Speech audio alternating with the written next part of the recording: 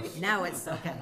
Okay, now we're ready. Okay. You got this. Ready? All We're good? ready. Let's go. Recording in progress. Great. Good evening, everyone. Thank you to the meeting of the Community Preservation Committee, Tuesday, July 21st. I call the meeting to order at 7:06. We are going to go a little bit out of order here. We have Janet Maney from the library, and she's been working with Ellen. So, Ellen, we're going to move up the library signage to you. Thank you. Thank you also to Claire, who's been working closely with the library, to Janet, the trustees, to Ryan, who have been putting a lot of thoughts and discussion into the library signs. Thank you also to Tim. We got your message today as well. So the Ryan's attendee. Do you want me to promote him? oh sure, Okay. that'd be great. Yeah. Thank you.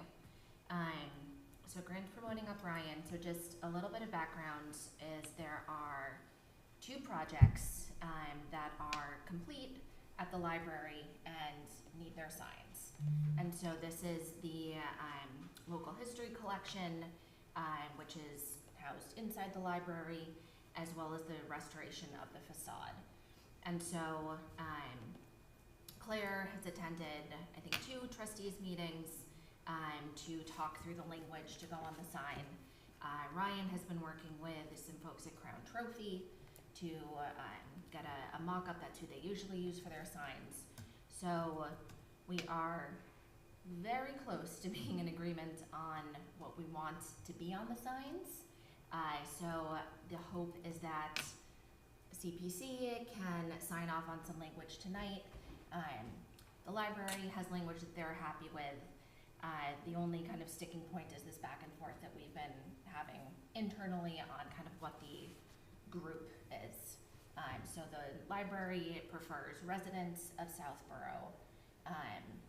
We had talked about citizens. Tim has put a pitch in for taxpayers.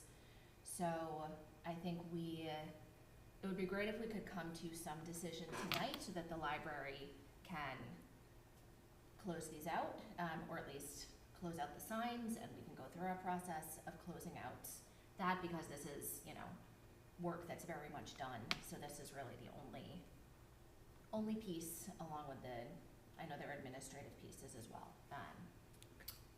So the 3 choices are taxpayers, resident, or citizen. Yes. And the library prefers, just so I'm clear, the library prefers resident. Okay. All right. Well, Ellen, what are your thoughts first? We'll start there. I appreciated your email, Tim, and he laid out kind of the reasons for taxpayers being the most kind of inclusive language, because businesses pay taxes into the CPA accounts as well. I will say, spending some time looking at the kind of sign gallery that the coalition has, I couldn't find other examples that use taxpayers. And so it doesn't mean they're not out there. Citizen seems to be the most common.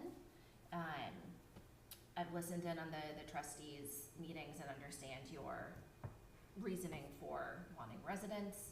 At this point, I'm happy with either one of those that gets us 2 signs. Okay. Grant. Yeah, I also appreciate Tim's feedback.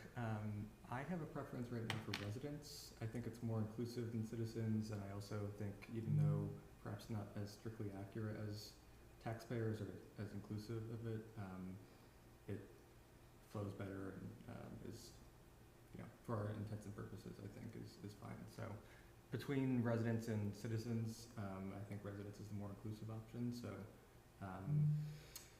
and then also, I guess I'll just note that even though taxpayers are the ones actually paying, it's residents at town meeting who are the ones voting on this and approving projects. So I would be fine with residents personally. Okay. Thank you. Katie. So I don't have a strong opinion either way. I think they're all great and they're all great points. I think if the library has a recommendation of what they want, we should let them do that. They get to look at it all day, every day, and I don't think it makes too big of a difference. So whatever they want, I think is what I think we should go with. But. Okay. Thank you. Kristen. I agree with everything that's been said, especially if there's preference by the library trustees for residents. I do think taxpayers sounds a little sterile. I do like the idea of current residents paying forward a gift to future residents. So that would be my vote as well. Thank you. Claire? You're muted, sorry. Thank you. Okay, so I am a strong supporter of taxpayers. And the reason is because, we have a business community here who has supported CPC and supported the articles. The email that I sent out, to respond to, I didn't want to copy everybody on my reply to what Tim Lipp sent today. He had spoken with the group, I don't know if it was 1 or 2 meetings ago, and brought up some really very good points. I'm not sure that everybody realizes that the businesses pay CPA taxes. And Paul Sabelli's November 2025 tax update, which is his annual update, had 2 slides in there that showed how much the average resident pays and how much the average business pays in towards the CPA. And there's a huge discrepancy. The businesses pay a tremendous amount of money. Thank you for whoever put that up. That explains exactly what I'm saying. Here's where we're at right now. The Tricentennial Committee is reaching out to the businesses to help them support the tricentennial activities. They have been very responsive, just like they've been paying these taxes. They are part of our community. And I think that the support, whether it's the businesses, and I'm on the Friends of Tricentennial 300, which is different from the Tricentennial Committee. So I know that our businesses have provided anywhere from, on the larger end of the donors, anywhere from $10,000 to $50,000. That's a big chunk of change if our town wants to be able to provide tricentennial events for free, so to speak. The other part of it is that a lot of the businesses have supported, for example, QuickPrint, when they were in business, always supported the Boy Scouts. The businesses have always provided money towards summer nights that Recreation sponsors. They are a real big part of our community. They are the taxpayers. We have a lot of residents here who do not pay taxes. I really think that taxpayers is the right way to go, to recognize the people who have put in the funds to support these different projects. All right, thank you, Claire. So I get where you're coming from, Claire, and obviously there's no intent to slight a business in any way, but as I think Ellen said, looking at other towns, this is the language that's used. The residents, as Katie said at town meeting, decide, and again, that's not a slight to the businesses that do pay into taxes. I'm more apt to stay with the residents.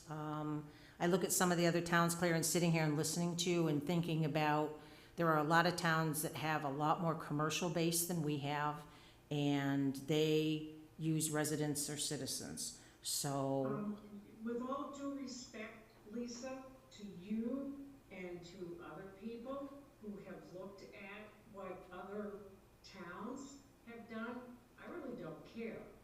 I think that we as Southborough want to make sure that we have the best working relationship and the best acknowledgement of what the businesses have done.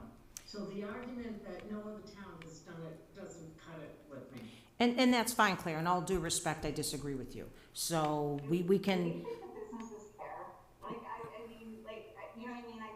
We might be making enough out of a molehill. Like, I can understand the difference in the wording, but like, are they really gonna care at the end of the day? Like, I also think we might be splitting hairs a little bit here at this well, point. and I think, one second, but, and I also think too, as a final point is, we're not talking a giant sign, we're talking minuscule sized signs that are gonna be seen by the residents of Southborough, and how many are gonna pay attention as they go in the library, you know? I think, again, that's my 2 cents, I'll let Freddie go, and then if anybody wants to add anything, we'll go back down the line. And again, Claire, I'm not trying to disrespect what you're saying in any way, I just respectfully disagree and think it should be residents, that's all. Go ahead, Freddie. My question is who actually makes the final decision? Yeah, CPC does. Okay, Go ahead. so there's a vote that is taken on that? Correct. Okay, thank you. CPC will approve the sign. Just throwing this out there, I know size is a concern, but how would the residents and taxpayers of Southborough work as a compromise? I know it sounds a little redundant somewhat, I think but that's wording, but I think we're splitting hairs. Yeah, I mean, to piggyback on Kristen, I love the businesses in town. I feel like my family might fund a lot of them just by how much we go and see them. They do a lot for us. That being said, I've got 2 kids in Boy Scouts, and when we get those donations, they are prominently displayed at all the events. And we make sure that they're called out and we thank them. We send thank you notes, which is great. And I know they do a lot for CPC and our tax base, and we're looking for more of that. But I don't think, like Kristen said, it's a kind of a mountain out of a molehill. Is this going to really impact the impression that they get? Is there something else we can do? You know, but I just think we gotta keep it simple, and in my opinion, if the library wants residents, then that's what they should get. But that's just, I also think it's gonna be residents who are gonna actually be interacting with these signs, right? Like, of course, the resident will be the one going into the library. I will note that a lot of business owners are also residents in town, right, for small businesses, so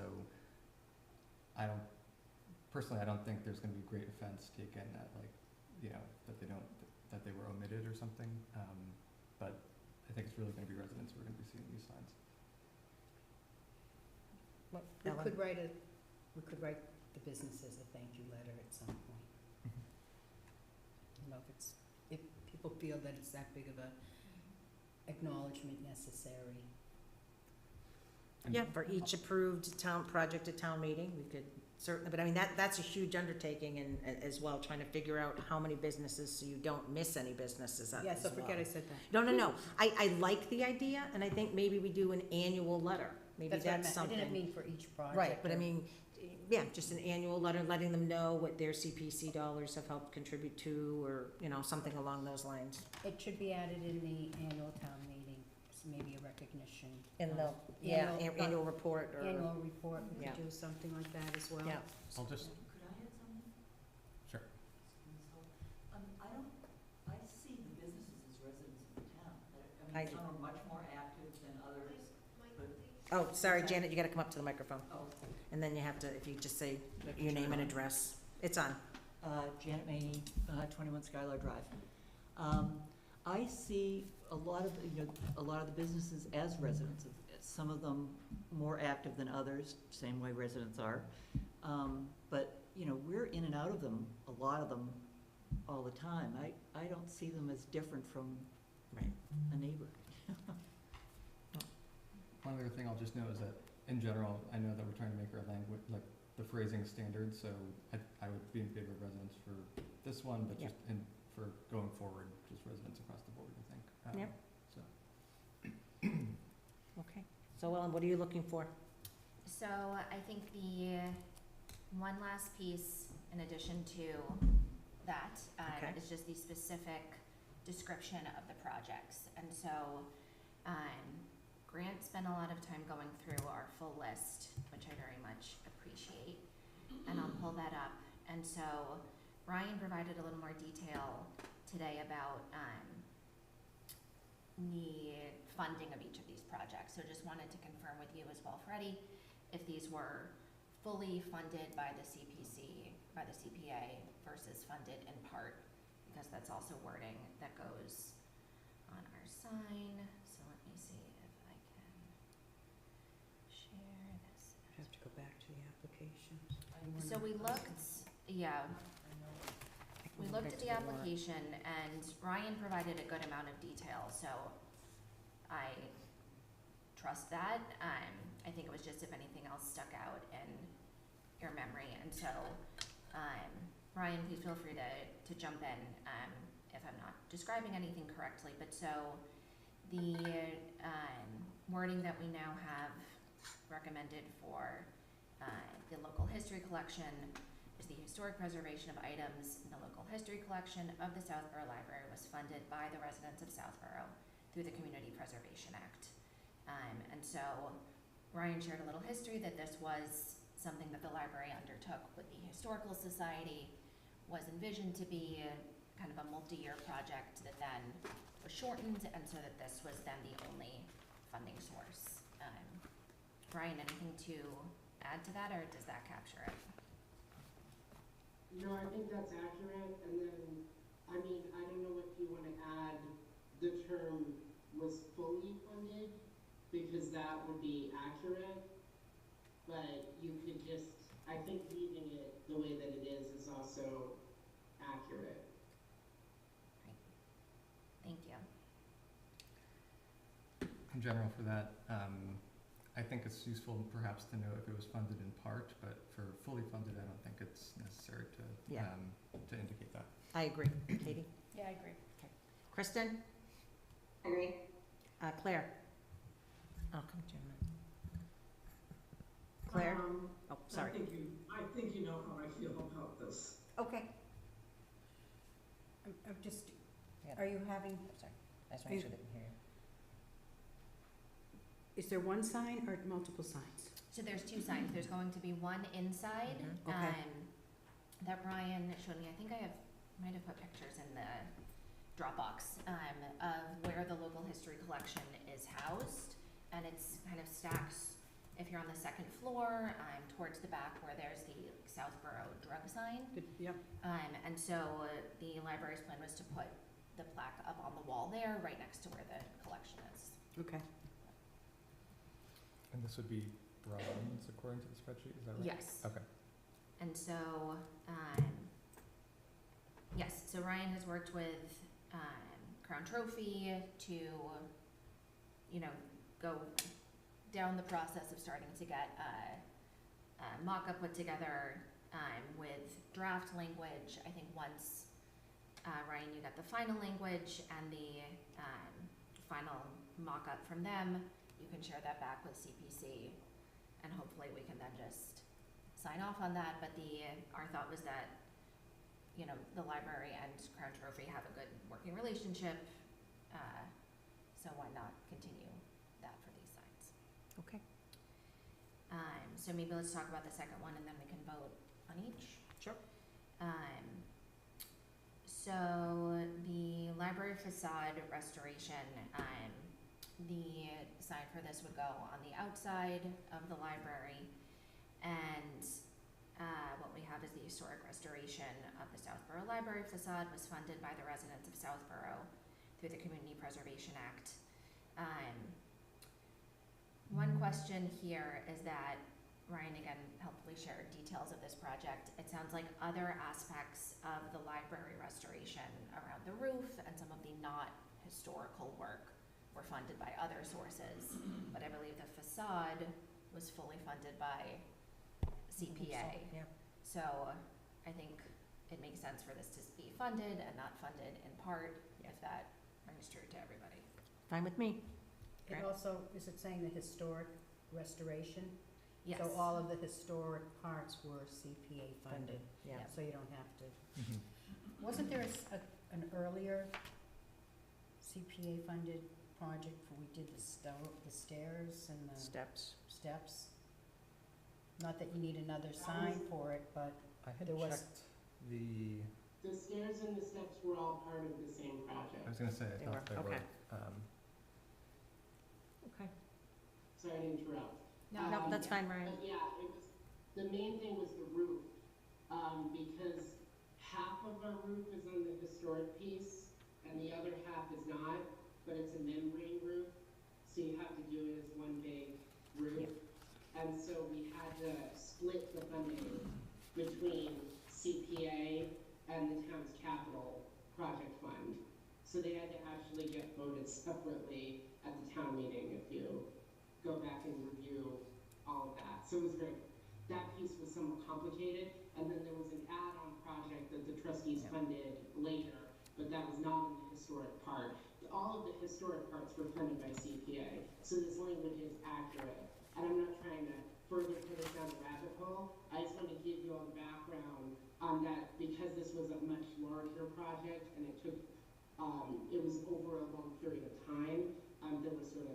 There were kind of multiple funding sources that ended up going into it, but the roof and the add-on that happened later were identified as non-historic, and those were funded out of not CPA funds, if that makes sense. So by using the historic in the description, you're all set. Okay. So I think the only question there is if we would want to get rid of the word facade. If the stairs were funded in that as well, then the historic restoration of the library would cover anything that was part of the historic work, or we can leave it alone. I believe the name of the project, yeah, I have it in my notes Yeah. there, was facade restoration, and I have the link to the Warren article, which I think also talked about the facade. I can pull it up if it's useful. But I would be probably more inclined to remain with that. Great, Same. perfect. Katie? I agree. Kristen? Yes, I agree. Okay, Claire? No comment. Thank you. Okay, so I think, unless Ryan or Janet have anything else to add, we can vote on these. Okay. Ryan, do you have anything else to add? I would just like to thank the CPC for their thoughtful comments and for taking this seriously.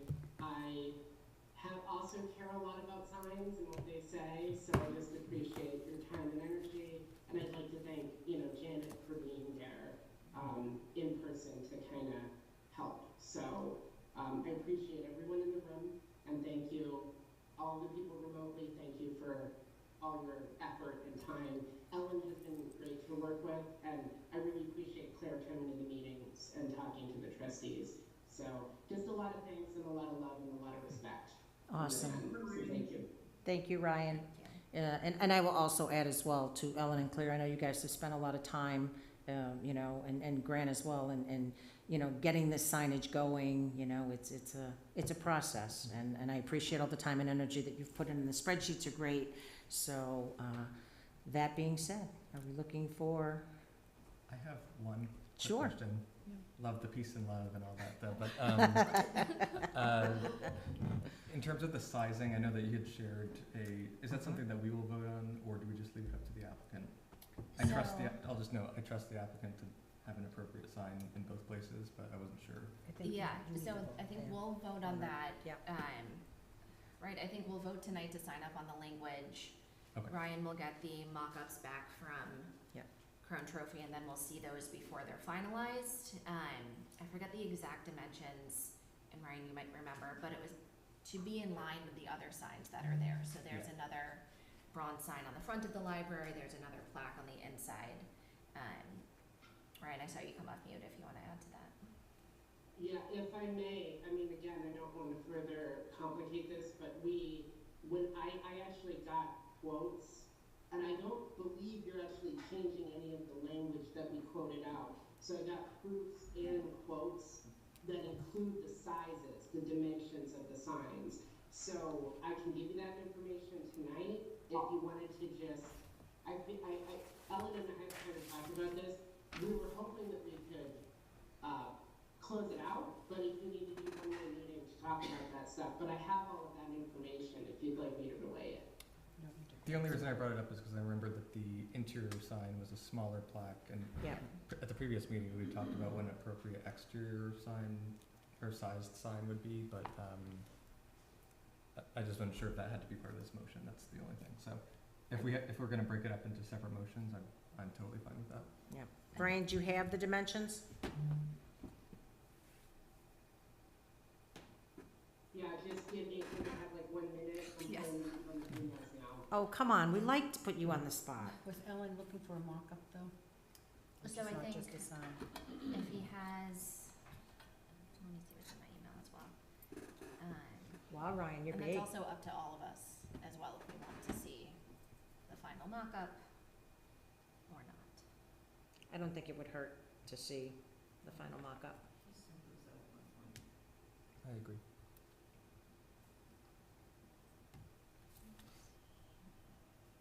If you want, I don't know if you wanna give me screen sharing privileges, I could, I'm just pulling up the emails now, I can show you the signs.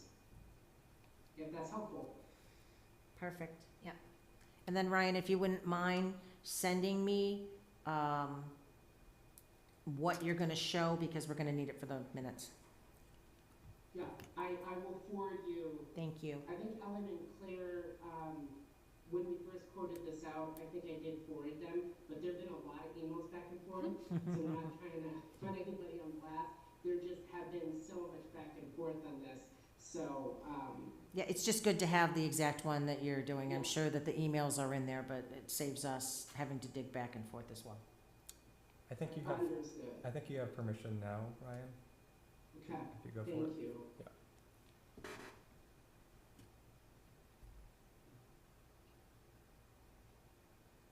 I apologize about my delay. So this is one of them. We can put the residence and the CPA language in lowercase, but this was, they were using one of the previous library signs as a model. And since CPA was emphasized and residence was emphasized so much, we thought, you know, we put it like that, or we can also make all of this, you know, not some of it not capital, all of it kind of consistent, but this kind of gives you the idea. So Ryan, is that the inside sign or the outside? This would be the outside sign. Okay, and do you know the dimensions? Yes, I'm gonna stop sharing my screen just so I can get back to the email, if that's okay with you. Mm-hmm, thank you. I don't normally share my screen, so bear with me, everyone. Can I ask? We're probably gonna ask the same question, go ahead. As this sign is about the CPA, Mm-hmm. it sort of sounds, it's on the library, so people know it's the library. I think having the library logo so prominent is somewhat counterintuitive of what the purpose of the sign is, not to diss the library at all, but you see that and it's about the library and who's gonna read further. And this is something I brought up a while ago for the trail signs, that the CPC might wanna consider getting your own logo that sort of, you know, becomes identifiable just by walking by and knowing it. But if you felt a strong need to have it on there, maybe in a less prominent place, but really the focus is the not CPC, I'm sorry, CPA, and the townspeople funding this. Didn't we have some logo for the trail sign? So what Wasn't there something, a logo on the top of the trail sign? What we've put on the other kind of mock-ups is the town seal. I mean, I think I appreciate your point, Freddie. I think just the process of designing a logo. I'm not saying we're is- getting it for this one, but I'm Yeah, just I saying. think down the line, I'm saying if Ryan brings that up again, the first thing that just hit me is library, not CPA funded. yeah. And, you know, not to diss the library at all, but, you know, everyone knows they're at the library when they're there. Yeah, I'm not sure we need a logo. Well, Yeah, so- we tend to have the logo on all of our signs. I believe Crown has the town logo, the town seal on file as well. So Yeah. if the CPC, I'm kind of looking at Janet right now. I personally am not married to the library logo. It's a great logo. We just It kind of is. put that as a mock-up because we were using previous signs as models with the sizing. So if you felt strongly about this again, I hear Freddie's point on it looking more like a library. I mean, it is gonna live at the library, but it does look like a very library-specific sign. Yeah. And if that's not the intention, and that's not what you guys want, I'm not gonna argue. So, The sign would be 10 by 6. 10 by 6, okay. So I had the same comment that Freddie was gonna make too. That's what jumped out at me. So personally, I would prefer the town seal until we can come up with something for CPC ourselves. I know other towns have, you know, some type of CPC seal. And again, nothing against the library, Ryan, but if we're, you know, for the facade project, I think it was like $1 million, it would be great to have the attention or the focus of that be the residents and CPA and how it was done. So I personally would just prefer the seal, but I'm open to hear what everybody else thinks. Kristen? Sorry, Ellen, I looked at you and said Kristen. Sorry about that. Kristen, go ahead. We'll go, Kristen. Go ahead. I honestly, I get all the points made. It's not a huge deal for me. I think at this point it does make more sense to go with the Southborough seal and then eventually work towards something for a CPC seal. But it's not, you know, again, if somebody felt strongly about it, Yeah. I can go either way, but that seems more logical to me. Okay, thank you, Claire. Sorry, is there a new question here? So the question was, Ryan put up a mock-up of the sign, and at the top of the sign, it had a library logo, and we're saying we think it should be the town seal until we come up with our own CPC. That's the question. Are you fine with it being the library, or do you prefer the town seal? Either way. Okay. I think that I think it's kind of an interesting thing that, like the library has their logo. I don't know that all the other, recipients have a specific logo, and then in that case, would they just use the town's logo? In my experience, the beneficiary of the CPA funding doesn't put their logo on the sign recognizing the CPA funding. And the residents. You would end up having recreation, historical, all of the different groups, you know, and it's just, I've never seen it done, so I don't. The goal of the sign is to acknowledge that the taxpayers, residents, and citizens of Southborough put their funds towards this community benefit. I mean, I might not like what the sign says, but, it's the point. I personally just like the idea of the logo. This is the library one, it's the first one that I've seen, and I just think it's kind of creative. Okay, thank you. Ellen? I think the town seal makes sense. Okay. Grant? I also think the town seal makes sense. Okay. I don't, in terms of the other details of the sign, I don't really have a preference, I think, in terms of the capitalization, but we should probably think of, like, I noticed that sorry, I don't have it up here, but, I think most of the words were lowercase, like, Yep. do we need to capitalize every word, like, just some thought in terms of that, but, do we wanna see another mock-up with the seal and that kind of thing, or? That might not be a bad idea. Ryan, how long do you think it would take to get another mock-up with? I can actually reach out to Crown tomorrow. Okay. And then I can tell you when we had quoted out and got the proofs, the turnaround was within a day. Okay, So I could get these very quickly. okay. back. So we'll go to Katie first.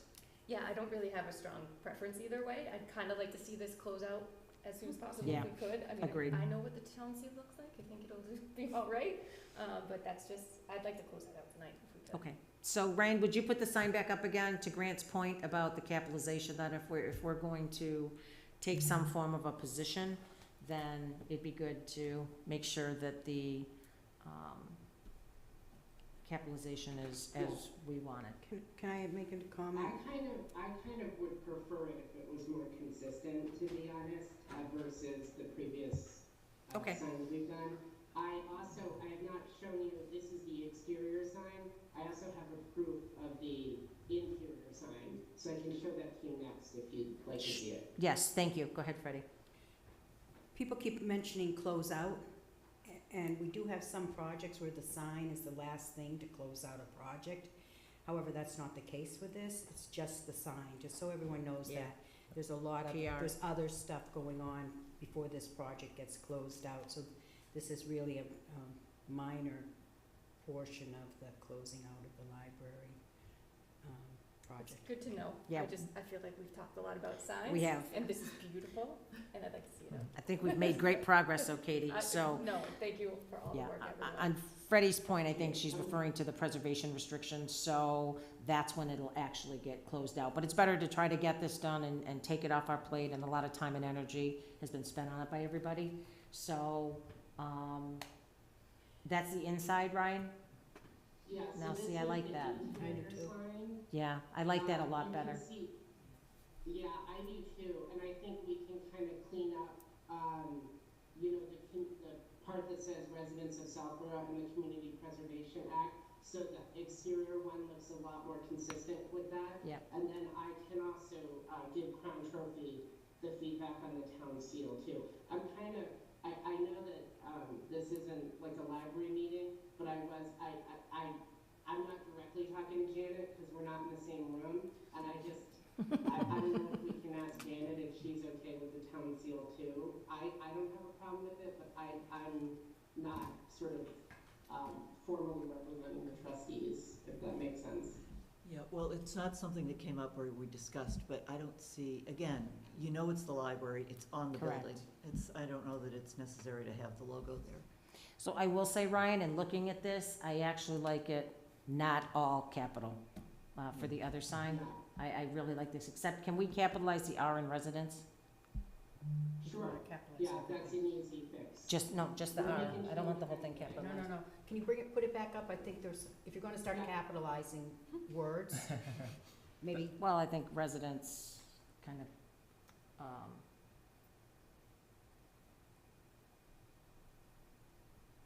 So residents right here. Yeah, how just- about was funded? I mean, I wouldn't, okay, I don't know, everybody says, I don't all right. necessarily would It's do okay, never was mind. funded. Residence is capital. good. Residents is good, and then I think we confirmed that we can get rid of the end part. I think that's good. Oh, the in part, And then right. do you want the dimensions on that? 'Cause I have Yes, that can you give me the right here. dimensions on that one too, please? Sorry. That one would be 10 by 7. So it's 10 by 6 and 10 by 7. Yeah, so they're pretty similar. And that's just, it's based on sizing that we've gotten from them on other signage. So Okay, it would be a consistent size with other things at the library. okay. So Grant, back to you then. We have time, obviously, so maybe it wouldn't be a bad idea to see, I mean, I know it's minor, but I think we agree on the language tonight, since we're Yep. not all in agreement, but I think Yep. majority. And I'd like to see it with the seal, just in case it looks funny or whatever, but, Yeah. that's just me anyway. Not to delay it, but I think we will have made progress by well, agreeing on sign language and just having a proper, final mock-up before we go to production. yes, would be I think nice. I'm fine with that. Anybody else? That's just my thought, though. Okay. So Grant, then, do you want to make some motions? Yeah, Just before he does. Yes. The one alternative to that is that, I know when you met yesterday as the trustees, you kind of decided to come to our meeting as the representative of the trustees. We could potentially vote on the And they language, could, make clear the changes we expect, and then designate one of us to just take a look at what Ryan gets back, make sure everything that we specified is in there, and then they could go ahead with it. Just so we're not waiting another month till our meeting. that's But fine. if with me. everyone would rather, have your own eyes on it, we can do that too. That's well, fine we with could me. still take our eyes on it, but if, I know Grant brought up the question, so Grant, if you'd like to give it the last once over, I'm comfortable with that. No, I think that works. Would that be you, Ellen, who would? It can be anybody. Okay. Yeah, Yeah. I think that works. for Okay. me. Okay, so I move that the, Community Preservation Committee approve the language for the, library archival project to be, quote, "The historic preservation of items in the local history collection of the Southborough Library was funded By the residents. Yep. by the residents of Southborough through the Community Preservation Act." And that final mock-up will be determined by a CPC representative. Second? Second. Do we want to add with the seal on the top? Yes, Okay, as amended. that's what we're gonna do. Okay, as amended. As There we go. amended. Perfect. Okay, and we have a motion and a second. We'll do roll call vote. Braccio, yes. Ellen? Maria, yes? Grant? Yes. Katie? Yes. See, I'm doing this again. Kristen? Bluebell, yeah. Okay, sorry. And Claire? No? Okay, thank you. And then I would make a motion that the Community Preservation Committee approve a sign for the library facade restoration project to be, quote, "The historic restoration of the Southborough Library facade was funded by the residents of Southborough through the Community Preservation Act."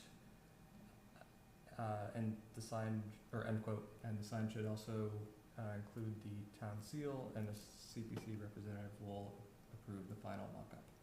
Second? Perfect. We have a motion and a second. Any further discussion? Seeing none. Lisa, yes. Ellen? Yes. Grant? Yes. Katie? Yes. Kristen? Yeah. And Claire? No? Okay, thank you. Thank you. All right. All right, let's move on here. I'm gonna, Thank you, Ryan. Thank you, everybody. Thank you. just quickly, the, next item is the approval of the Community Preservation Coalition dues. They did not increase from last year. So is there any questions or discussion? That's pretty straightforward. They provide all the services that they've provided in the past, and, are there any questions or comments on the invoice for $17.50? So this just comes out of admin? Yes. Is that the same as last year? Is there an increase? No, it's the same, Claire. Thank you. You're welcome. Okay, seeing no further discussion, do we have a motion to approve the Community Preservation Coalition dues for fiscal year '27, annual membership dues for $17.50? So moved. Second. Okay, we have a motion and a second. Any further discussion? Seeing none. Lisa, yes. Ellen? Yes. Grant? Yes. Katie? Yes. Claire? Yes. Kristen? Yes. I just had to change it up a little bit, guys. Okay, so that's all set. Okay, next up is discussion of continued applications for fiscal year '27 Fall Town Meeting. First up is the Fayville Park improvements. So I will just say that I'm a little confused. So I had added, Travis sent this afternoon a application, and it was dated 9/12/25. I think the date was wrong, but he said that was the updated application. The one that was in there wasn't correct. They had just updated just a couple things, but as I went through it, I was confused. So Kristen, I don't know if you can So kind of, I'll just give a quick okay, overview of what we've done since we last talked, and Okay. then, Travis will pull up what the background in terms of the price difference just really comes down to additional parking that we've added. So, I'm now gonna go obviously through the historical, the history of the project. Obviously that's all documented in past events and meetings. The parking was of course the number one concern in terms of where we left off. We have since then completed a study with Architectus, the architect that we're working with. They came back with 3 potential designs in order to increase the parking, along with our other strategies of making sure that we put in appropriate signage so people know where they can park. There's some confusion, for example, around our deeded spots across the park street, as well as the spots along Central Street. So with that, we have raised with the proposal that the Recreation Commission believes that we should go forward with, which Travis will present in a moment. That would increase our parking in the ballpark of, it's like 33 or 34. Again, we'll clarify that in a moment. And we feel is a good proposal to move forward, along with some other things, for example, like maybe looking at how many birthday parties we schedule on a certain day, expanding that a bit more. So the difference that you will see in this application is just that we, that's how we are tackling the parking concerns. The additional money would be to expand our plan to, what we're ultimately suggesting is modifying the existing parking. Again, we'll get into that in more detail in a moment. At that point, provided there's, we want to get everyone's feedback tonight, we would move that proposal forward in the form of a letter to, I think there's a little bit of question on who ultimately has to prove it. Travis has already spoken with DPW and the police about the possibilities. But then ultimately we want to put it in front of obviously the planning board and the select board at a minimum too. So again, our intent tonight would be to say, A, we hear it on the parking, to present right now in a little bit more detail what the commission feels like we should move forward with. 3, answer any of your questions, and then if we arrive at a good spot, we will summarize that into a letter to the, again, the 2 boards, unless somebody has clarification on the appropriate sequence that we should follow. And, honestly, the parking updates that we want to make, probably we want to make regardless of whether or not we move forward with the project in the fall. But that really was the thing that we were left to tackle, and that's what we've done. I'm going to pause there before I ask Travis to pull up the option that the board, or excuse me, the commission feels is the best option. And we certainly can touch on the other ones. Let me pause and see if there are any initial questions before we get into that extra layer of detail. All right, Ellen, any questions before? I don't think so. So this was, okay, Yep.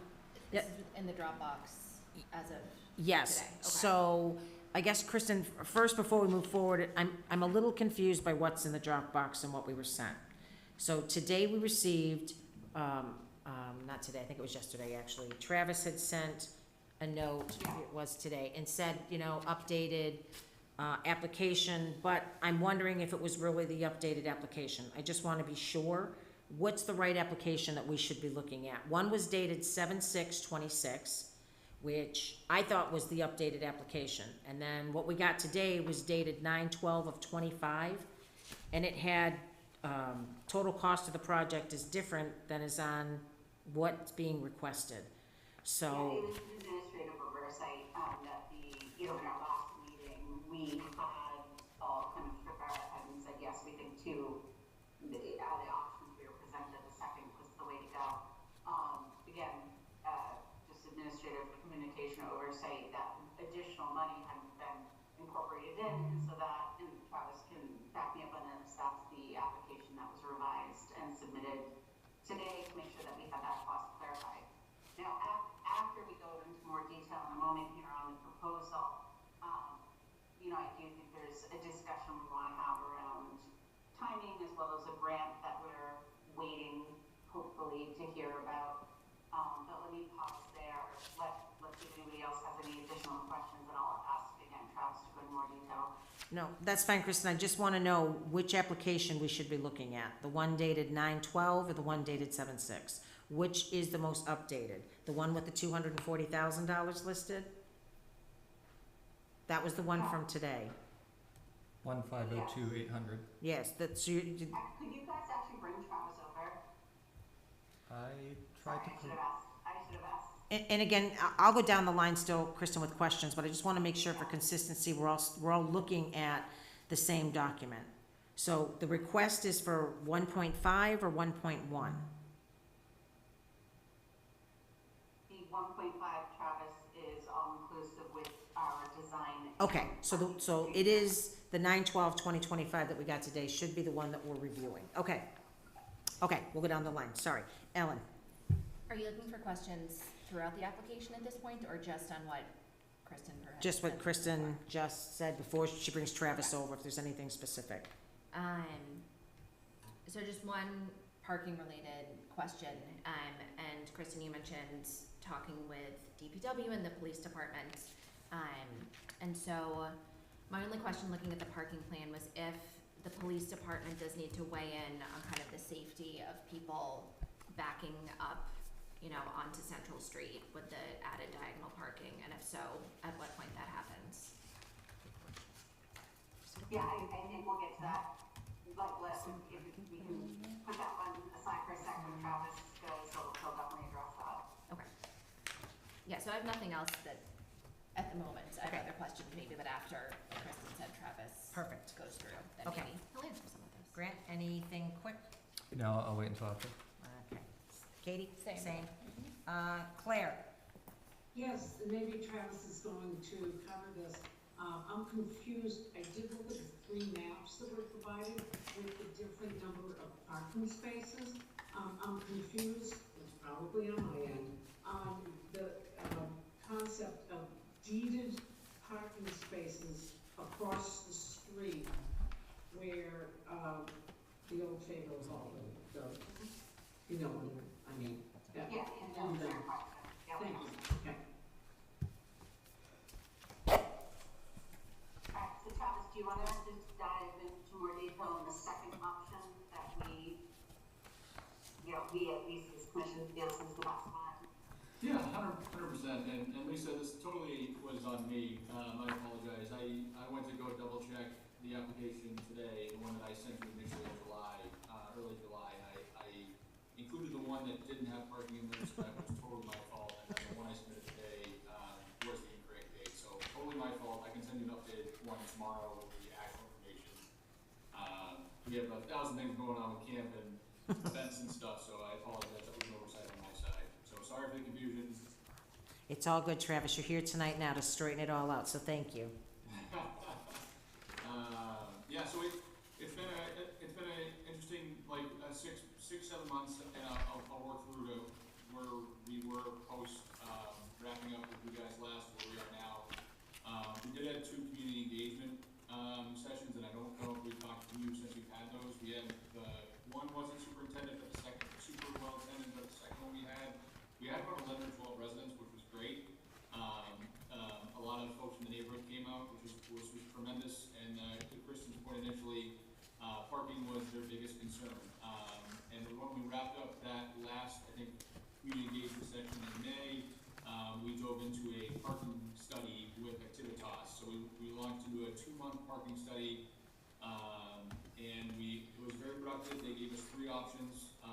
The Recreation Commission landed on the second option, which was a total of 33 spots, 12 across the street at the Historical Commission that are deeded, 17 on Central, and the 2 ADA accessible spots.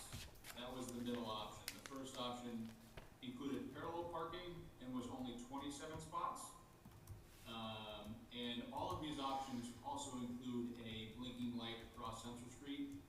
And we did have conversation with DPW about possibly pursuing some grant options for that, but we did include that in the application based off of a lot of feedback from residents about crossing Central Street, which is great feedback on that. So the 240,000 that you see in addition since the last application was the middle option for the parking study that we went through. And it does include angled parking on Central. It does include earthwork, a little bit of earthwork, so it would extend the parking a little bit and build a little bit of a retaining wall. So you're not directly backing into Central Street, but we would have to put out maybe some slow blinking lights. And oddly enough, to your point earlier, we did loop in the police department. This was actually Chief Newell's recommendation as well, angling parking. And we did talk to DPW as well. So we have looped them in as far as these studies go. And the additional money that you see in our application today, and I'll send an updated one tomorrow, was the $240,000 for parking. Out of the total cost, I know it's a big amount. We're hoping to get an answer from that grant in the fall, and I think it is $632,000 of that is grant reimbursement eligible. So we're hoping to get an answer from the National Park Service in the fall, and make sure we get, or hopefully we get that grant funding, which would cut this project in half, almost. And yeah, so that's kind of where we're at today. The middle option was the one that we landed. There was a third option.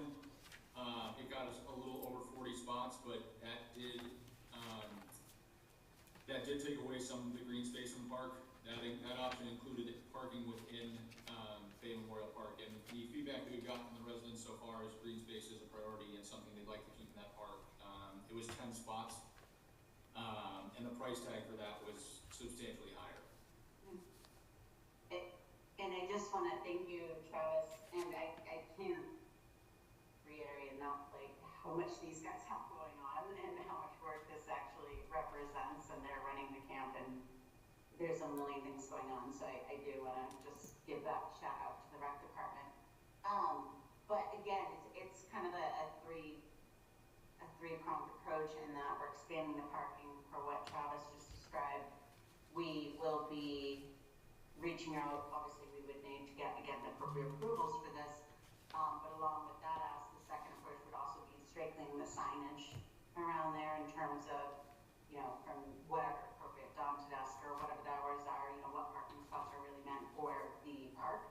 And then to your question, Claire, and this one works more hands-off, you know, we're really looking at the park and the Central Street parking and the handicap and you know, Winter Street, and just making sure people are very clear on where they can park and where they should not. You know, hearing the residents in terms of where people tend to park and they shouldn't, as well as, you know, again, we've talked in the past to businesses in the area. As far as the thing that we're kind of less directly involved with is the lease or the deed agreement regarding the parking lot across the street. However, you know, as part of the original committee that put forward the RFP for selling that property, you know, it is worked into the deed that there are spots in that parking lot intended for use by the park.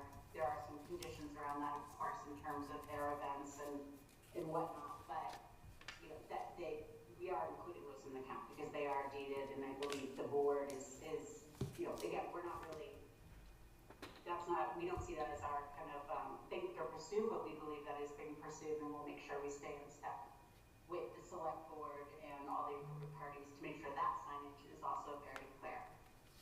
So again, it's really, there's multiple things in motion to get us to a place where we feel pretty confident, and I think we all know, as I have to drive by that park all the time to check out, you know, what the activity looks like there. I go there, you know, many times a week because they pass their own way. And aside from, I think, you know, we had to pick up a day that there was multiple birthday parties scheduled on the same day. So, you know, we hear that and we can take care of that with scheduling, okay? Like maybe we shouldn't schedule 3 birthday parties on the same day. So it's really a combination of all these things, the feedback that we're getting, the steps that we know that the town's taking, and then the additional steps that we're taking that make us pretty confident, like we feel good about this. I will reiterate, we're getting to the point from our perspective that we'd be, you know, short of putting this recommendation and getting permission for the parking. Again, kind of regardless of the project, we think this parking plan makes sense. You know, we're a little bit at the spot of like, okay, this is what we can do. You know, unless somebody wanted to pursue the more expensive option that takes away some green space, we didn't think that made any sense. Like, we're here, we're like, this is the project that we think makes sense, this is the parking that we can facilitate, we hear the concerns, we think this will, you know, this will handle that problem. There's not much more we feel as a commission we can necessarily do at this point other than present it to the town, let the town make the decision. Okay, thank you, Kristen. So, we'll go down the line. I have just a couple. Parking obviously is a concern. I think I just want to add to and acknowledge, and it was in the Dropbox, we had received a letter from Dean Lamza and Patty Fiore along with some pictures. And I don't know if I put in there, Travis did respond, just so the committee knows, Travis did respond to both of them. So I will just say, Kristen, parking is still a concern. I know some of the pictures were a little concerning as well. I still think it's a good project. Just a couple quick things on the application. On page 4, so when Travis goes through to update it, under open projects, the last sentence, we are hoping to have anything open closed out by the end of fiscal year 26. We need to change that. So fiscal year 26 has already ended. So, okay. And then, I have just a quick question on, I guess, why does it say page 4 again? I have another page 4. Don't know why. Oh, I have another page 4 too. Just under budget, number 6, Travis. Yep. So the 1195,700, if I'm reading this right, there's no contingency built in that? Is that correct? No, there should be a 15% contingency, I'll double check. Okay, yeah, because I'm kind of going back and forth between the two, let's see, this one is dated, conceptual design dated April 29th, 2026. It was with the 7-6 document that was sent in.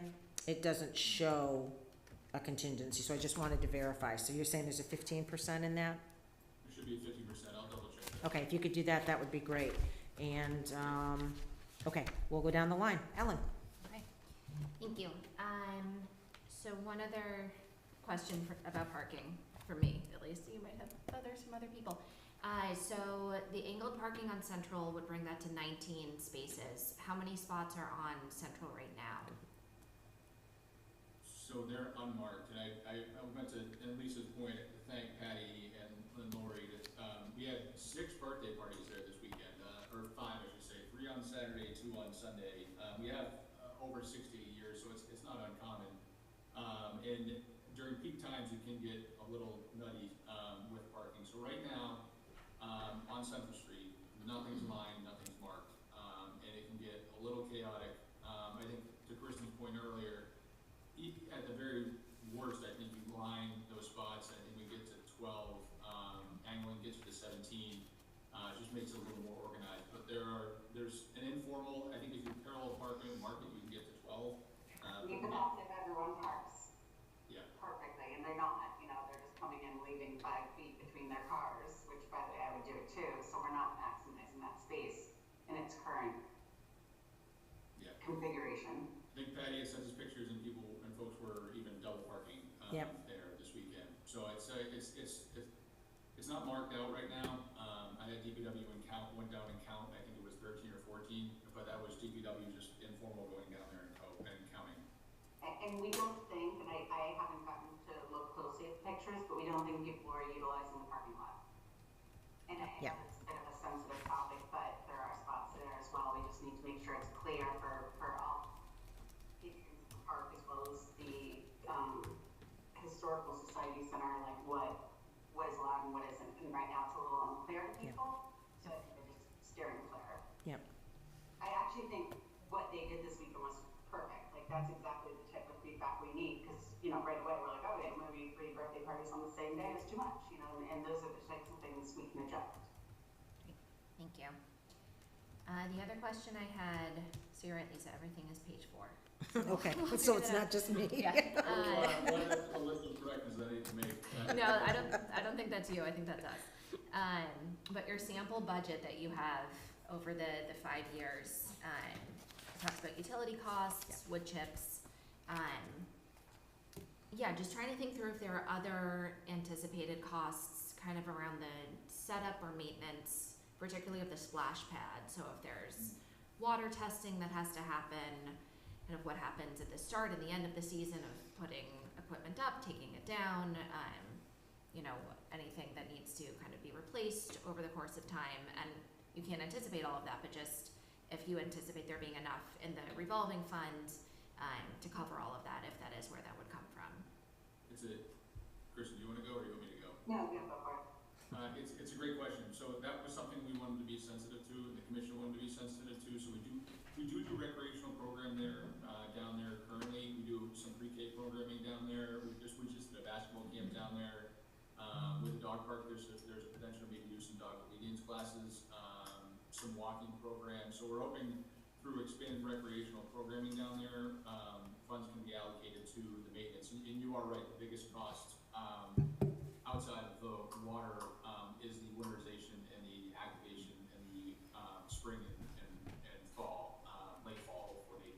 So those are your biggest costs. I just try to find comps for other communities and talk to those rec directors and figure out what is your utility cost, what kind of splash pad do you have a recyclable one, what's your average utility costs, and then what do you generally pay for winterization, and then opening it up in the spring. So that's just pulling on our network of rec professionals locally that have splash pads in the community and trying to figure out if the budget that we have, would, support that. And I think the commission, and I believe it does. Great, thank you. And then could you talk a little bit more about the grant you mentioned, and the potential reimbursement from that, kind of the timeline, how all of that would work? Yeah, so I'm sorry, I keep on wanting to give you guys info, but I haven't got any info to share. So it's a National Park Service grant, it's a federal grant. There are approvals, right now we're in the last phase of the approval, the federal approval. I think a year and a half ago, they just heard back this past fall, so this fall we should be hearing back. They haven't given me an exact, they won't even give me a month. It was probably in that September, October ballpark, but I can't even give you that. But out of the project, we had them pull it out, 632,000 of that is grant eligible.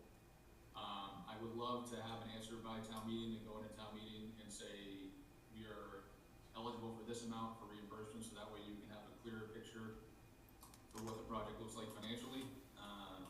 It's just, I wish I could, I keep on pulling, but it's a federal grant, and we're at their mercy. Makes sense. I think that's it for me. Thank you. Grant? Yeah, thanks, Travis and Kristen. Few questions for me. So just in terms of the budget, the estimate has obviously grown to 1.5 million. Is the growth there solely on the parking side? So essentially, is the estimate that we received in April 29th, I think, the Activitas estimate's still the one that you guys are going with? Or has that changed in response to changing design or anything like that? For the parking or the project itself? Oh, sorry, for the project itself. Because I think, yeah, I'm looking at a conceptual design bid of 1262, and then I'm assuming that the parking kind of gets added on top of that, but maybe I shouldn't assume that. No, I'll send you an updated application, and again, I'm sorry for the confusion with the budget, but yeah, that sounds about right, and then the 244 parking in addition to that. Okay. As well, so that is, something that's been added since we talked last. And the flashing light sign, which again, we hopefully get a grant for, like, we've learned about the process by which Bill got, or DPW got funding for the reset flashing light step-ins. Now we understand the process, and we would hope, we can't bank on it, but we would hope to get some of that covered. Yeah, Bill, we had a really good conversation with the DPW, and he had mentioned that once you go through that grant cycle, you kind of lose the flexibility to choose where you want them, and you're at the flexibility of the grant. I think he said, I forget the number that he said he put in town, but they kind of tell you where, they do a study and then they tell you where. We'd love for this project to be included in that, but we can't bank on that. Okay, great, thank you. Let's see, so, sorry, give me 1 second here. Yeah, so I guess I have a question. I know that I've seen multiple, like over the course of the project, multiple different designs, and I think at the last update, it was just coming off of the community forums or past that, and you guys were implementing feedback from that. So it'd be helpful for me in terms of kind of what, if any, design changes happened in response to the community forum. It sounds like obviously the parking is the main one, but in terms of, I guess, inside the park boundaries, were there any changes made, or is that remain the same from before and after the forums that you had? I'll start, Travis, with what I can comment on. I'm sure you know, but yeah, we're very well informed by those forums, and it wasn't just those two public forums, but Travis and the department had Touch a Truck, and that's actually probably one of the places they got the most feedback. I stopped by, and I saw multiple people talking to them. So that this design is very much influenced by the community. I think the most notable thing off the top of my head, Travis, is the placement of the splash pad, which original versions had it in the middle, kind of next between the dog park and the basketball, the existing basketball court. So that got moved the size, as you know, you actually were part of that, got moved down in terms of the pad, the parking. Yes, we've definitely moved that around and worked at a lot of different angles on that, as well as the handicap parking that's available. And then even most recently, there was discussion, a really great point from a father who said, well, my kids playing in the playground and they see a splash pad, they're not gonna care what I say, they're running for that splash pad. So can we create some sort of natural barriers there? And then just even more shade has been brought up, so more green space. So all of it, like honestly, this design really is guided by the community. I can say that. Like this is not what we went in with. Sure. Travis, what would you add to that? Yeah, no, you hit the nail on the head. There are so many things that we pulled out of this, that we can implement there outside of this project that are really cool. Like, you hit on the shade, that was something that, a lot of people hit on. One resident mentioned sledding on that side hill at one of our green forums, didn't even think about that. So I guess it's a popular sledding hill for those little guys, but the fenced-in area between splash pad and, the playground was another good one. So yeah, the initial design was the larger splash pad in the middle, based off of Northborough's splash pad, and then based off the feedback, we shrunk that down, and then based off of feedback, we ended up moving it on the other side of the playground to create more of a separation between dog park and play area, and then residents seemed happy with that because there was more green space in the middle. So it's kind of had a lot of different variations over the course of the year, which is kind of neat to see how it's progressed over the year. And I have to say, one of my favorite additions that we came up when we were discussing signage of all things, was that we started, doing our own digging on Harold Bay, and it's a really cool history, and how many people are coming to that park, which is, Harold Bay Memorial Park, and even understand the significance of the park with Bagel Hall. So we added into the project, as sign. I think we added that. We have that, Travis? No, we were going to do that outside of this, but yeah. But something that actually tells people why it's named, what it's named, and the walking trail. I think we had that actually in the beginning. So anyways, it's been a very iterative process. I think we are going into town meeting with the best we can offer. Great, thanks for that history, appreciate it. So in terms of the current design, I'm looking at Fay Memorial Park Parking Study Option 2, which obviously has the parking, but is that the current design as well or the most recent design for the park itself? Yes. Okay, so that's the most recent for everything? Yep. Okay, that's helpful, thanks. And then in terms of the pricing on the parking, I have a couple questions about, I guess, the current conditions there and how much work is needed. So looking at the bid, which came out to, what was it, 190, it looked like it's gonna be doing pretty much this is my limited understanding of this, but pretty much a full repave of the existing parking spots, is that right? In terms of excavating it and scraping it and putting it down again, is that correct?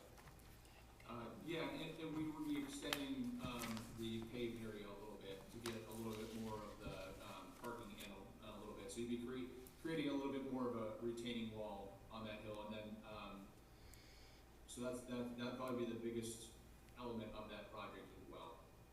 Okay, yeah, I was hoping to get, because I haven't been there in a bit, and I'm just hoping to get a sense of kind of the current conditions of the asphalt, and because it sounds to me like in terms of actually adding more spaces, it's pretty much just actually repainting or painting lines there. And so, if a full rebuild of the road or something isn't needed, that could be a significant cost savings if, you can just paint it in a diagonal or something. And I know that's oversimplifying it, but yeah. No, initially we were hoping that was going to be the case, but Tivitós came back and said they would like to go in a little bit further to create a safer way to get out. So that was what they recommended. The first parking option was just parallel painting lines, and that was the cheaper of the two options, but it only gave you 12 spots as opposed to 17 on Central Street. Okay. Travis, I'll just add that it's a great point. You're saying it's a great point. If anybody wants, if you want to arrange like half an hour to go meet at the park and volunteer in Travis while he's running camp, but we should, because visually it makes a huge difference when you're there and can walk it and see it. So, happy to meet anyone over there. Thank you. Yeah. And then on that kind of same line, could you explain the $39,000 for a new wooden post and rail, where that would be going and I guess why it's needed. Yeah, Kristen, you wanna go? Is that the wooden post rail by the parking spots that we would have to move because we're extending the parking spots? It's on the bid document under, it's under Central Street parking under the, Yeah, so again, there is an existing, fence there, but if we extend the parking like we'd like to, that has to be obviously moved, replaced. Okay, and that's the same with the curbing there, that you're just extending it down, and it doesn't exist there? Right. Okay. And I'd be happy to double check what they took to us if you like, just to double check. Okay, thank you for that.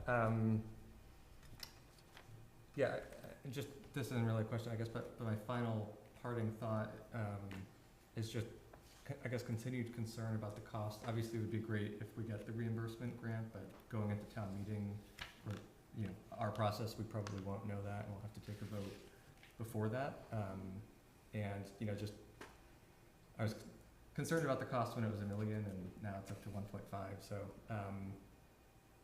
I'll just put that out there as a lingering concern for me, but, appreciate all your work on this.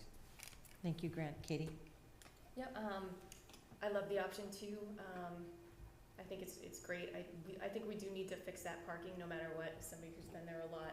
When my kids were real little, it is kind of a mess. It's scary with that fence, like kids can crawl underneath, and so I think I'm in support of that either way. I think it's a great project still, and I will reiterate what I say every time. I love how you guys are just collaborating with residents, with the police, with DPW. You're just getting ahead of things. Your response, Travis, today was pretty quick and I thought pretty thorough, and just keep doing what you're doing. The only concern I have are the deeded spots. I think that might be a distraction if we don't nail that down before town meeting, and I just want to make sure, I know it might not be under your purview, but maybe work with whoever's working on that to see. I mean, I was under the impression there were 4 spots. Hearing that there's 12 is news to me, good news, but I'd just like to see that nailed down so that we can just have a strict answer on how many spots there are. Great, thank you, Katie. Claire? We have, you guys, it's very clear, you have put a tremendous amount of work into this. I don't know, did you realize it was gonna be all this much work? Anyway, my point here is we have 3 months to town meeting. Correct me if I'm wrong, you're still planning on bringing this to town meeting? Yeah, I mean, I go back to I think there's a larger discussion there, Claire, in terms of what other CPC articles are going, because, again, that's a larger discussion in terms of if no other articles end up going this fall, which I don't know if that's a possibility. We haven't spoken about the other projects, so I'm not trying to float anything, but we do want to understand what the other projects are doing. I will say that short of getting the approval for the parking changes, there's not much more we can do. Like, we have tweaked this, we have, there's no more corners I think we would want to cut to put forward a project that we think makes sense to the town. Right. So, in that respect, if, again, we walk out of tonight's meeting with some, general thought that this is the right direction, the next step is for us to go to the appropriate authorities and get the approval. Again, we think the parking changes. If we think that makes sense regardless, right? That would be kind of, to me, the final step we can take, just go in and say, yep, we're doing, we've got the approval, we're making these changes, the deeded parking's all settled, and let the town decide at that point. I just don't know there's not much more as a commission, and Travis, correct me if I'm wrong, that we can do to massage this project much more before. No, I understand that. The other part of my question is, there are dates that you are waiting for which are totally out of your control, like for the grant from the national parks, okay? And town meeting is October 17th, so that's 3 months from right about now. Some of these numbers that you're really waiting for are key for getting approval for this. And so my thing is I've taken a few notes on some of the things that need clarification. My thing is, you guys will be miracle workers if you can pull this thing through by that time frame versus. Well, when you say pull it through, I mean, short of, again, getting the approval on the parking and then hearing about the grant, like, those are big things. Travis, correct me if I'm wrong, those are, and I think the parking, to me, maybe I'm being overly optimistic, seems like a no-brainer. And then the grants, the question mark, but hopefully we would hear before October 19th. So you're right, not disagreeing with you. Those are two big dependencies. But I don't know that we have this whole long list, like, and timing is a consideration. I completely agree. That's why I think that's a larger conversation when we know the status of all the articles. But I really think those are the two big dependencies, which don't require a lot of action. It's more waiting. I mean, Travis, correct me if I'm wrong or missing anything. No, you hit the nail on the head. That is the grants, unfortunately, the biggest, and I would, maybe that's a bigger discussion, but Yeah. I think we've done everything we can do, from tweaking this project within the park to listening to residents and trying to figure out the best. Understood, yeah.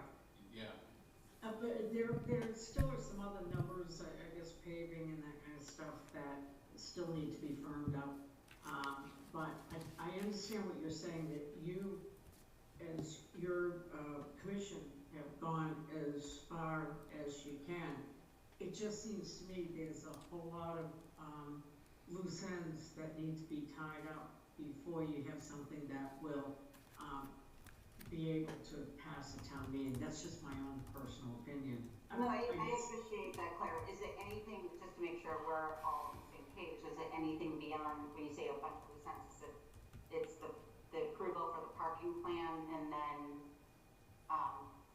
finalization of or a decision from the grant? Do you see any other loose ends? I just want to make sure we're all like on the same page as to what those loose ends are. You know what, let me get back to you. I need a day to go back through the notes that I've been taking Yeah. and maybe listen to the transcript. Maybe it's my project management background that says, how's all this gonna get done? So, you know, making and maybe a list exists someplace and I just haven't seen it. Well, I guess what I'm saying is I don't think that may be the problem. I don't think we have a list. So if there needs to be a list, we need to know it right now. We're like parking approval and grant finalization. Yeah. So we need to add anything else to that list. Right, okay, all right, I'll get back to you within the next day or two. All right, thanks, Claire. All right, Claire, thank you. I have a couple additional questions. So for parking, you were speaking to a local business. Has that like fallen through, Kristen, or is that still continuing? No, and Travis, I don't want to steal thunder. He's had all the conversations. I actually think they were receptive. And then Activitas was just like, no, we don't think that's the best idea because of sidewalks, but that doesn't mean that's not still an option. Travis, if you don't mind kind of giving more detail on the conversations to date. Yeah, so the conversation has progressed very well. They seem, to Kristen's point, very receptive to helping out. They like to see the parking use, and then our peak times don't coincide with their peak times, but Activitas, the company that did the traffic study, had a recommendation that there's no real accessibility route to get from their parking lot to the sidewalk, so they advised against that. But something we can explore most definitely. But those conversations are still open and is definitely a possibility.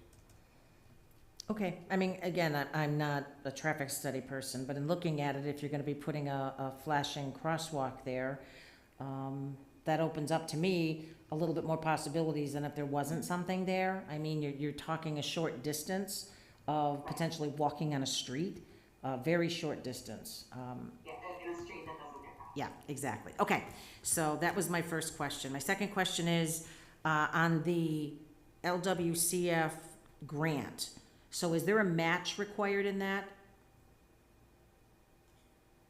It's a reimbursable grant, so yes, Okay. is that what you, so we would have to match it, that's why they do. I got it. require, a town warrant, affirmative vote. Got it. And and then we would get reimbursed for those funds. Okay, perfect. So I'm just gonna go back to the contingency for a minute, Travis. When I look at the, activitas, from April 29th, and I look at that, I don't see a contingency. Did they build it into each of their numbers? Typically, the contingency is called out separately. And It's usually, I'll double check that for you. can you do that? I just wanna make sure that, you know, that there is contingency funds. Okay. Details, yes. And I agree that the deeded spots definitely needs to be worked out. I know the select board is working on that. I'll give a suggestion to you, if this goes forward to town meeting. Access Media, I would suggest utilizing them and doing a 5-minute, you know, informational video that you can just put out there. And if people, instead of being educated at town meeting, people might take the 5 minutes and watch a video of the highlights of what you're trying to do. Terry's looking at me now. I'm offering Terry's services here. A lot of people haven't even been to the park, right? So even to give a view of the park. Right. What we're talking about, I think is really important. I love that idea. Yeah, so work with Terry. She can go out and take some shots of the park and then have you guys come in and sit in the studio. It's back up and running now. And, yeah, it just might be a good thing that you can kind of splash that all over social media and, you know, into different groups. So that's just a suggestion, again, to get the word out. And I just want everybody to keep in mind that the date we had set for trying to get everything wrapped up for the fall town meeting was 8/31. I think we have a little bit of play, maybe 2 more weeks in that. And again, Freddie's giving me the look. You know, in order to get the warrant article set. So again, just keep these dates in your mind as we move forward, and what we're still looking for on the projects. So, Freddie. Yeah, great presentation. I have a question about the grant. It's an LWCF grant, Yep. and there's a match. How does the Yes. timing of that play out? Because I'm hearing Kristen talk about, well, maybe you'll go to annual town meeting, but if the grant is finalized before then, don't you have to have the funds already approved?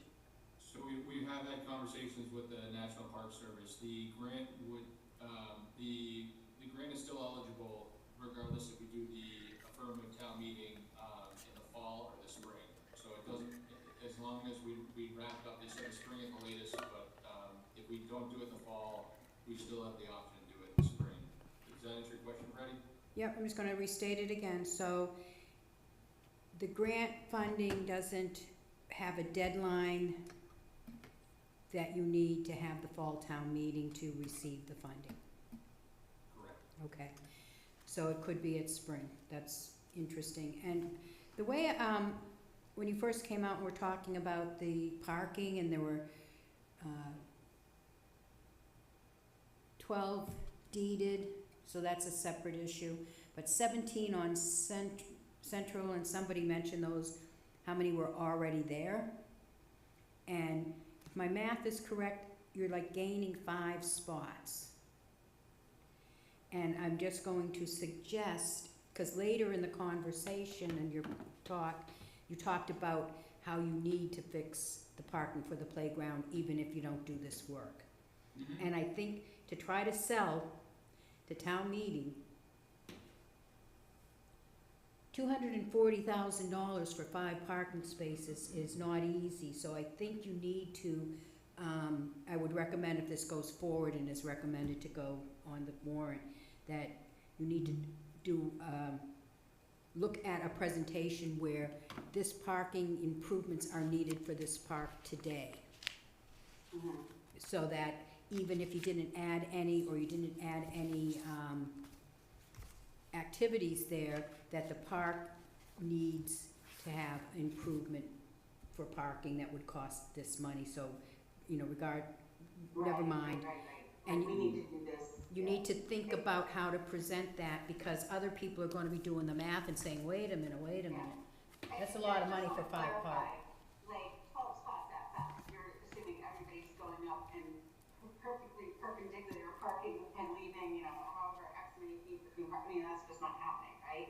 So you're not, that's one of the things we've struggled with, like, And you're making it safer?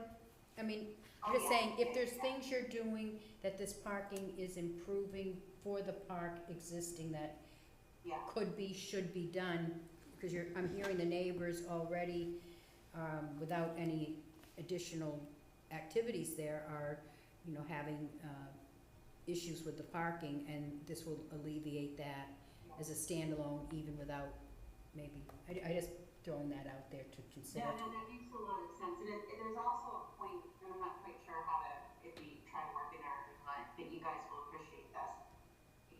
We come up with this plan as part of the outreach we did, it was with Southborough, who are now Algonquin Little League, because they're not using the field there right now, but it's also, this is part of our plan of reconfiguring other fields for their usage and further consolidating their fields. Works out great, right? Like, they love the plan. If for some reason all of this falls through, they could very much go ahead and make that field active again. So, it doesn't really solve the park. I mean, there's a parking issue there. Whether we build a splash pad and dog park, it's there, to your point, right? Like, whether or not baseball starts using it again, or we put the dog park there. So I get your point. Like, we're not just adding, but we're alleviating an existing problem. And I think we can communicate that clearly. And the other one is the, blinking light. Is that necessary to get across Central Street over to the deeded parking spaces? It's not required. There's a crosswalk there now. We just think it would be, Safer. seeing them pop up in town, we're like, well, that makes a lot of sense, and we think it would be a great spot for it. So the purpose is to cross the street to get to the other side, Safely, for the deeded spaces. safely. Yes. Thank you. Yeah. Okay, so just kind of making that clear in your, Well, for the deeded spaces or for, if we do work it out with, Yep. the business Yep. or anyone just walking from their residence. Walking. yes, Yeah. because walking's a big, Yeah. I don't know, when I was a kid, we walked to the park. Mhm. Yeah, no, there's lots of families up on Oak Hill that I know come down, because actually they're one of them were the families we talked to at Touch a Truck, the father who said, wait a second, my kid's gonna go running right into the splash pad. So you do get a lot of foot traffic there too. And also, if I may add, I think the sidewalks they're putting on Oak Hill will come down and connect through Route 9 and come over as well. So you may have people walking from the Oak Hill neighborhood down to the park as well.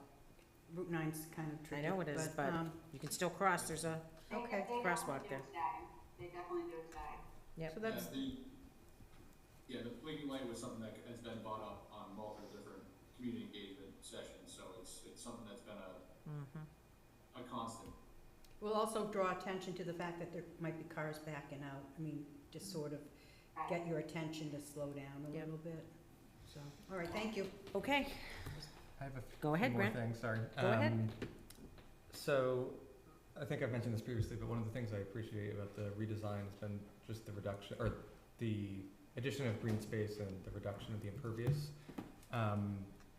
One thing I just wanted to check, have you guys gone before Concom, or are you planning on going before Concom, now with the addition of more parking spaces and the splash pad in terms of,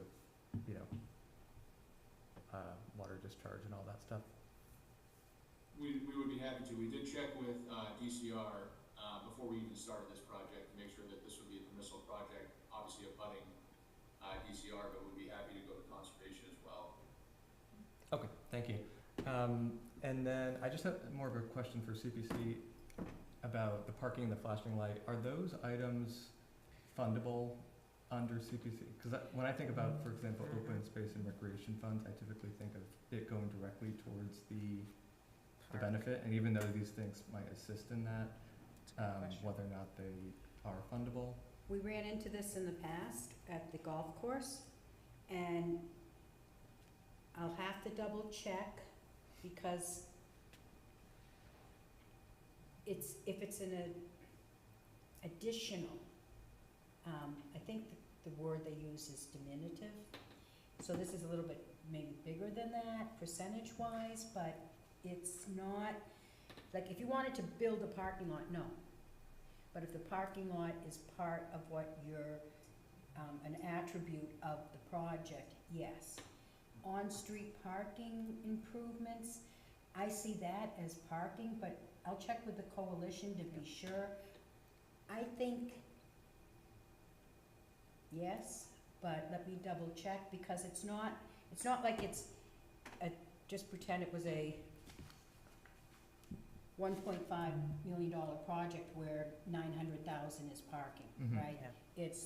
It's a project that has great value, and this is to make it happen, right? Okay, yeah, no, I'd appreciate, if we can check, that would be helpful. But we did run into this at the golf course, and it was approved that it could be done.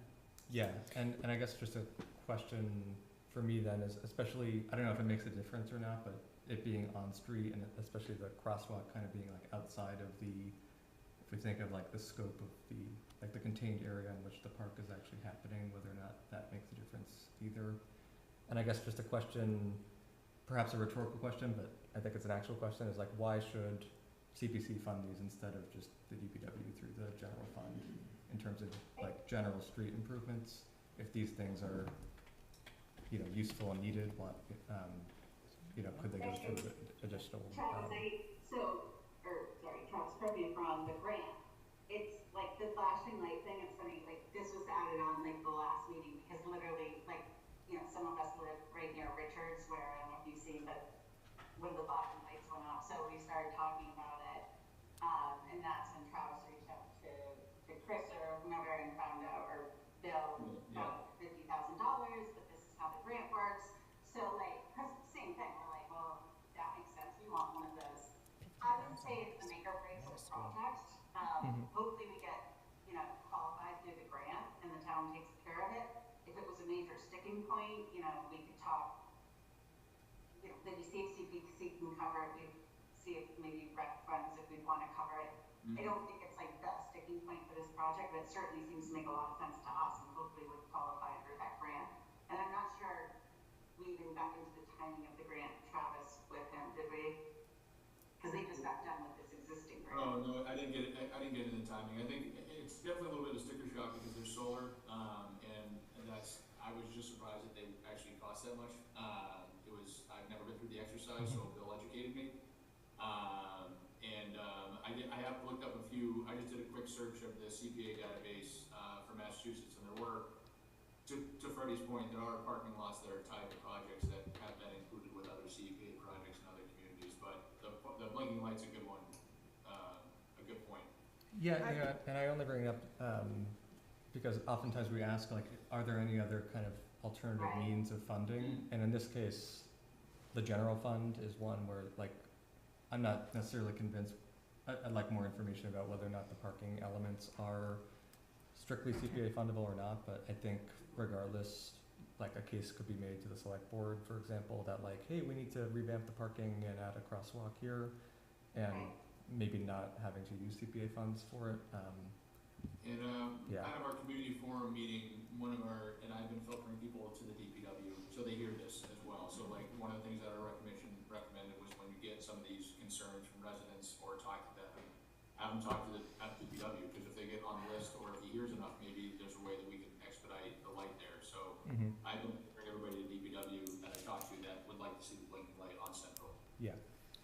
Okay. Thank you. And actually, I'm just gonna, in the odd case anyone does watch this, just to reiterate the point Travis just made, because it's an important one, and I'll give Don, you know, credit for this, reminding us that we've gotten a lot of great feedback about traffic on Central, parking on Winter, the obnoxious things that people do, and we are absolutely consuming that feedback, but really that feedback needs to go to DPW and or the police. So just public PSA, you know, if you are experiencing problems there or anywhere, definitely let us know, but it's also important that DPW and or the police hear that feedback directly also. Okay, I'm gonna say at this point, let's move on from this. It's 8:45 and we still have 2 applicants sitting here, so. We do have a hand up. We do have a hand up, okay. Thank you for, who is it? Patty. Patty. Go ahead, Patty. Is she brought over? Yep. Okay. Hi, thank you. I just want to clarify one thing. I did send you all some images that I took, and I appreciate the response, Travis, but in the response response that Travis sent to both myself and my neighbor Dean, and in what he said tonight, he seemed to indicate that those images were from last weekend or July 4th weekend, which was a very busy weekend. And that's not true. The pictures that I sent were, all those cars were double parked, was taken on June 27th at about 2 p.m. Okay, thank you for the context, Patty. I did reply to your email this afternoon and mention that, and I did put it in my original email that the pictures were from June 27th. I really do have a concern about this angled parking that you're proposing, just because people are going to be backing out into oncoming traffic on Central Street. Currently, there's I'm not sure what it's called, but it's like a buffer zone where there's the retaining wall of the park, which, as you all know, is fairly steep grade. And then there's like this, it's paved, but it's marked off with the yellow line. And you can pretty clearly see that in the images that I sent. There's a buffer zone that people use as like a sidewalk on that side of Central Street. So it's maybe, I don't know, 4 feet wide or something like that. So that if you're going from a car or from a car to the stairs, or if you're like me and live in the neighborhood and you're walking down that way, there's a place to walk where you're not walking in the middle of Central Street. Is that going to be considered and included when you're making these angled parking spots? Because it seems like you're intending to build into the hill, the grade, and create another retaining wall. And I'm concerned that based on the drawings that I'm seeing here, that you're eliminating that buffer lane where people can walk between the park and cars.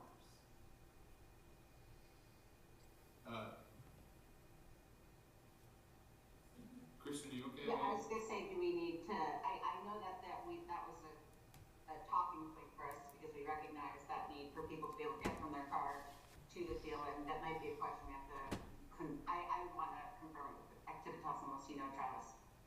Yeah. I know exactly what you're asking, Patty, totally. Yeah, it just seems on this drawing that I'm looking at of your plan that it's gone. Yeah. Yeah, I'll double, it's a great point, Patty. I think there needs to be a walkway because I think if you're gonna come off Central and you had any kind of accessibility issues across crosswalk, you would have to be able to get between the cars and the rail there to get. I'm sorry, Carlos, for anybody that is parking in a diagonal spot where the rear end of your car is 2 feet from the middle of Central Street, you need to be able to move forward and walk along the park to get to the stairs. Because if you also know there's a fence there, that you can't just hop over the fence and roll down the hill.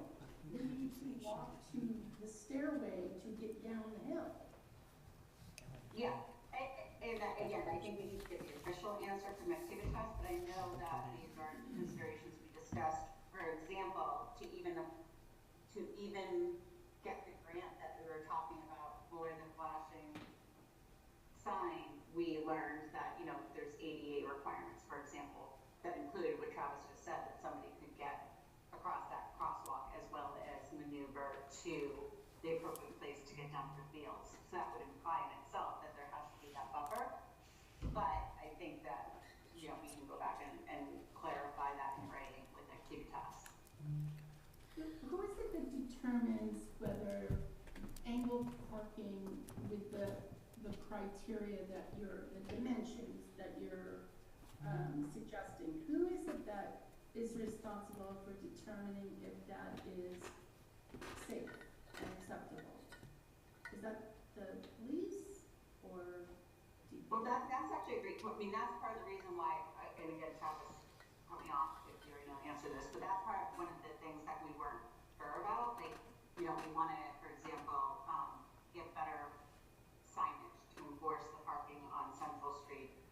And we're like, well, who's the right body? And that's why I keep saying, if we have general consensus tonight that we're on the right track, then our next step is to put into writing our request for stronger signage, as well as the ability to make these improvements. We're gonna, right now, unless we get further instruction, going to send it both to the select board and the planning board, because we're not sure who the right, decision authority is. But that would be our immediate next step coming out of this meeting, is to go to them and say, okay, this is what we'd like to move forward with. Who else do we need to speak with? And I know, again, Travis has already talked to DPW and the police, but to your point, there must be a formal decision process, and that's what we're. And I'm not talking about signage, I'm talking about who determines if it's safe, the amount of space you're giving to angled parking for a car to park there, and then back out into oncoming traffic. I agree with that. I mean, I do think that Civitas, we trust has some level of expertise, right, in this, and that they're the experts in what they gave us. So I would hope, I've asked the question before, I'm like, so they said this is all possible, so I'm hoping what they're giving us is would meet whatever criteria. But to your point, our next step would be, all right, who are the right authorities within Southborough, who are the right boards and committees and departments that we need to go get to sign off on this. And you would have those answers before town meeting? Oh, yes. Yeah, we would go into town meeting with this is the parking plan that's gonna happen. Yeah, we try to be proactive with police and DPW, which would I imagine be the two key players in this decision process as well. So just speaking about DPW, and I'm sure you also saw my neighbor Dean's photos where cars were parked all the way along Winter Street before the curve, so just parallel to the park, even though there was a sign there very clearly saying no parking either side. And, that's something we see a lot. I mean, I've taken pictures where somebody is parked directly under the sign saying no parking either side. So I did actually send an email to Bill Cundiff today asking him what we would need to do in order to get signs that say no parking either side put on both sides for those people that don't understand the word either. So hopefully that can happen too. All right. So, I have one more question I want to ask. Okay. That, maybe 2 weeks ago, I'm not quite sure of the date, but the very active Southborough Facebook page that we have, there was somebody that started a conversation regarding dog parks. And there was quite a few comments on there. And, if I remember correctly, I'm not sure there was one positive in favor comment of a dog park.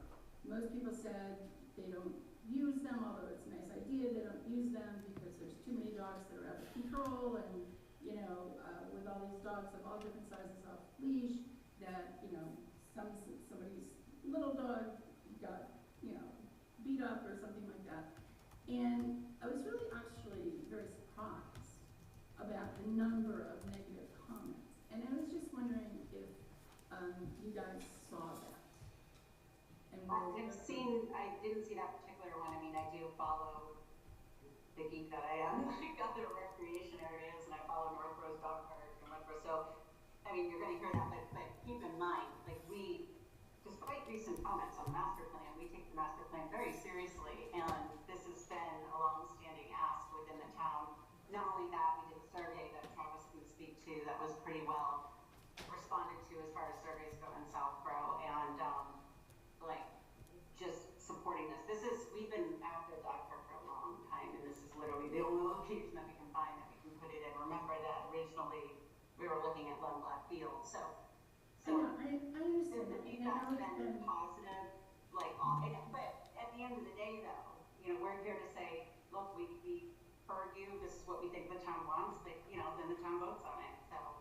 I did tag recreation on that post, just because I thought it would be important for you to see that.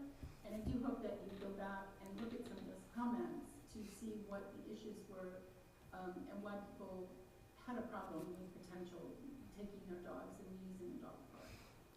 Okay, I'm gonna jump in here. I think, Patty, point well taken, and I think Recreation can go and look at those comments in that post. I don't know that they can respond any further to it tonight, but I think the point was taken, you know, that there were negative comments regarding it. Yeah, I'm curious to go look right now, so thank you. Okay. Can I jump in just Yes, real go quick ahead. for 1 second? So, I don't think Brett can answer every single question, about what people's opinions are. That's what town meeting is for. I do also wanna say that, I work in the building department now, so, I'm by no means an expert, but when someone like Activitas comes through with plans, they're stamped by an architect.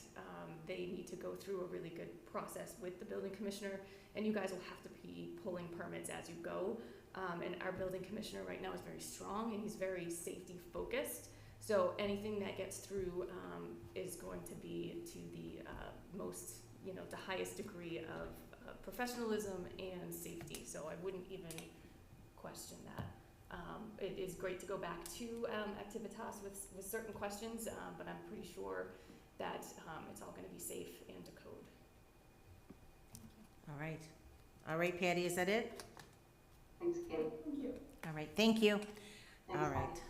All right, next up, Southborough Golf. Thank you, Travis. Yes, thank you, Travis, sorry.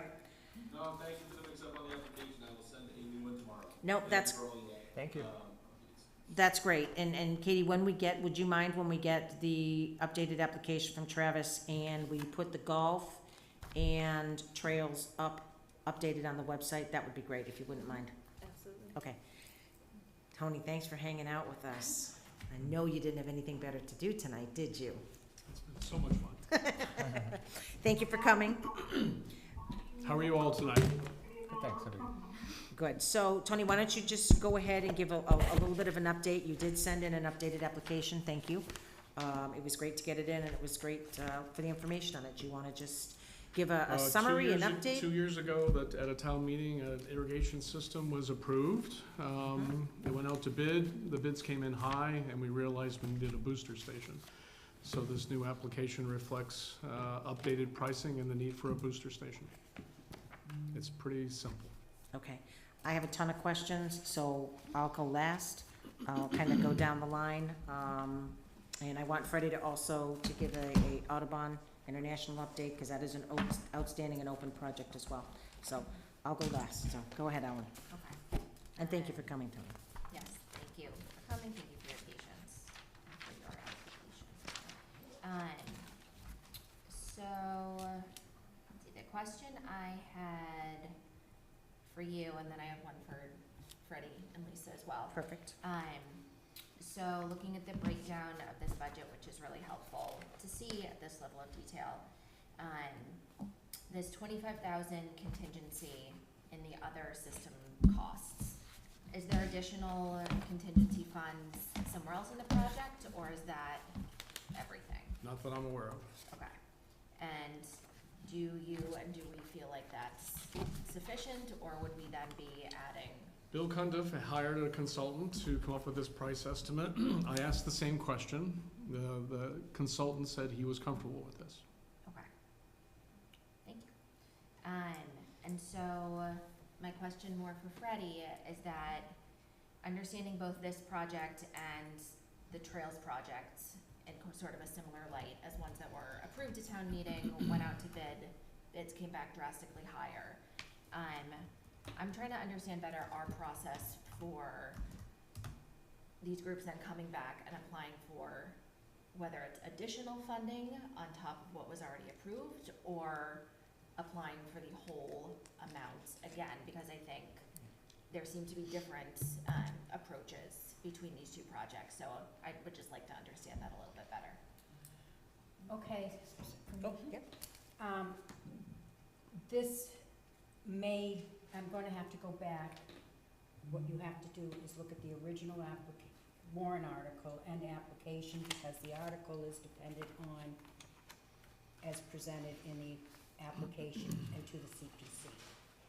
If this is just a new additional, the pump, that, you know, Station, yeah. and an increased cost, it likely can be added to the existing. The difference between the trails is the project significantly changed. Okay. So it's not the same project. We also will have to look, I don't know if you, and I'm just sorry, I don't have it on the top of my head, other things in our article that were, like, the trails had a, project to be completed by date. They're not gonna make that. We did not in the past, and my recommendation, because you just started doing it more recently, the sunset clause, is to make it with, like, the contingency with a discussion with the CPC if it goes over. Because now you're stuck, like, if it's not done, the project's over, right? Yep. So like, how do you deal with that? So I'm gonna double check if that is in there, and if there's a way to finesse that if it is, so that we don't have to, and, you know, because the other option is to, and it's always challenging where you have to, close the old project out, return the funds, and then go for the whole kit and caboodle all over again. I'm also thinking about, in the old article, there was contingency funding, and I didn't actually double check if that's more than what you're asking for now. So to make sure the two budgets match up, I'll go through them with a fine tooth comb. If I There can- was 78,750 in contingency in the prior, I have no, Thank you. and it was, project completion was by 12/1 of '26 as well, in the warrant article. So And there that was needs no to be- opportunity for an extension, from what I saw. What? And there was no opportunity for an extension by Right, CPC. we didn't used to put it Yeah. in, so Yeah. it was new, so I think we may, I will get information on if there's a way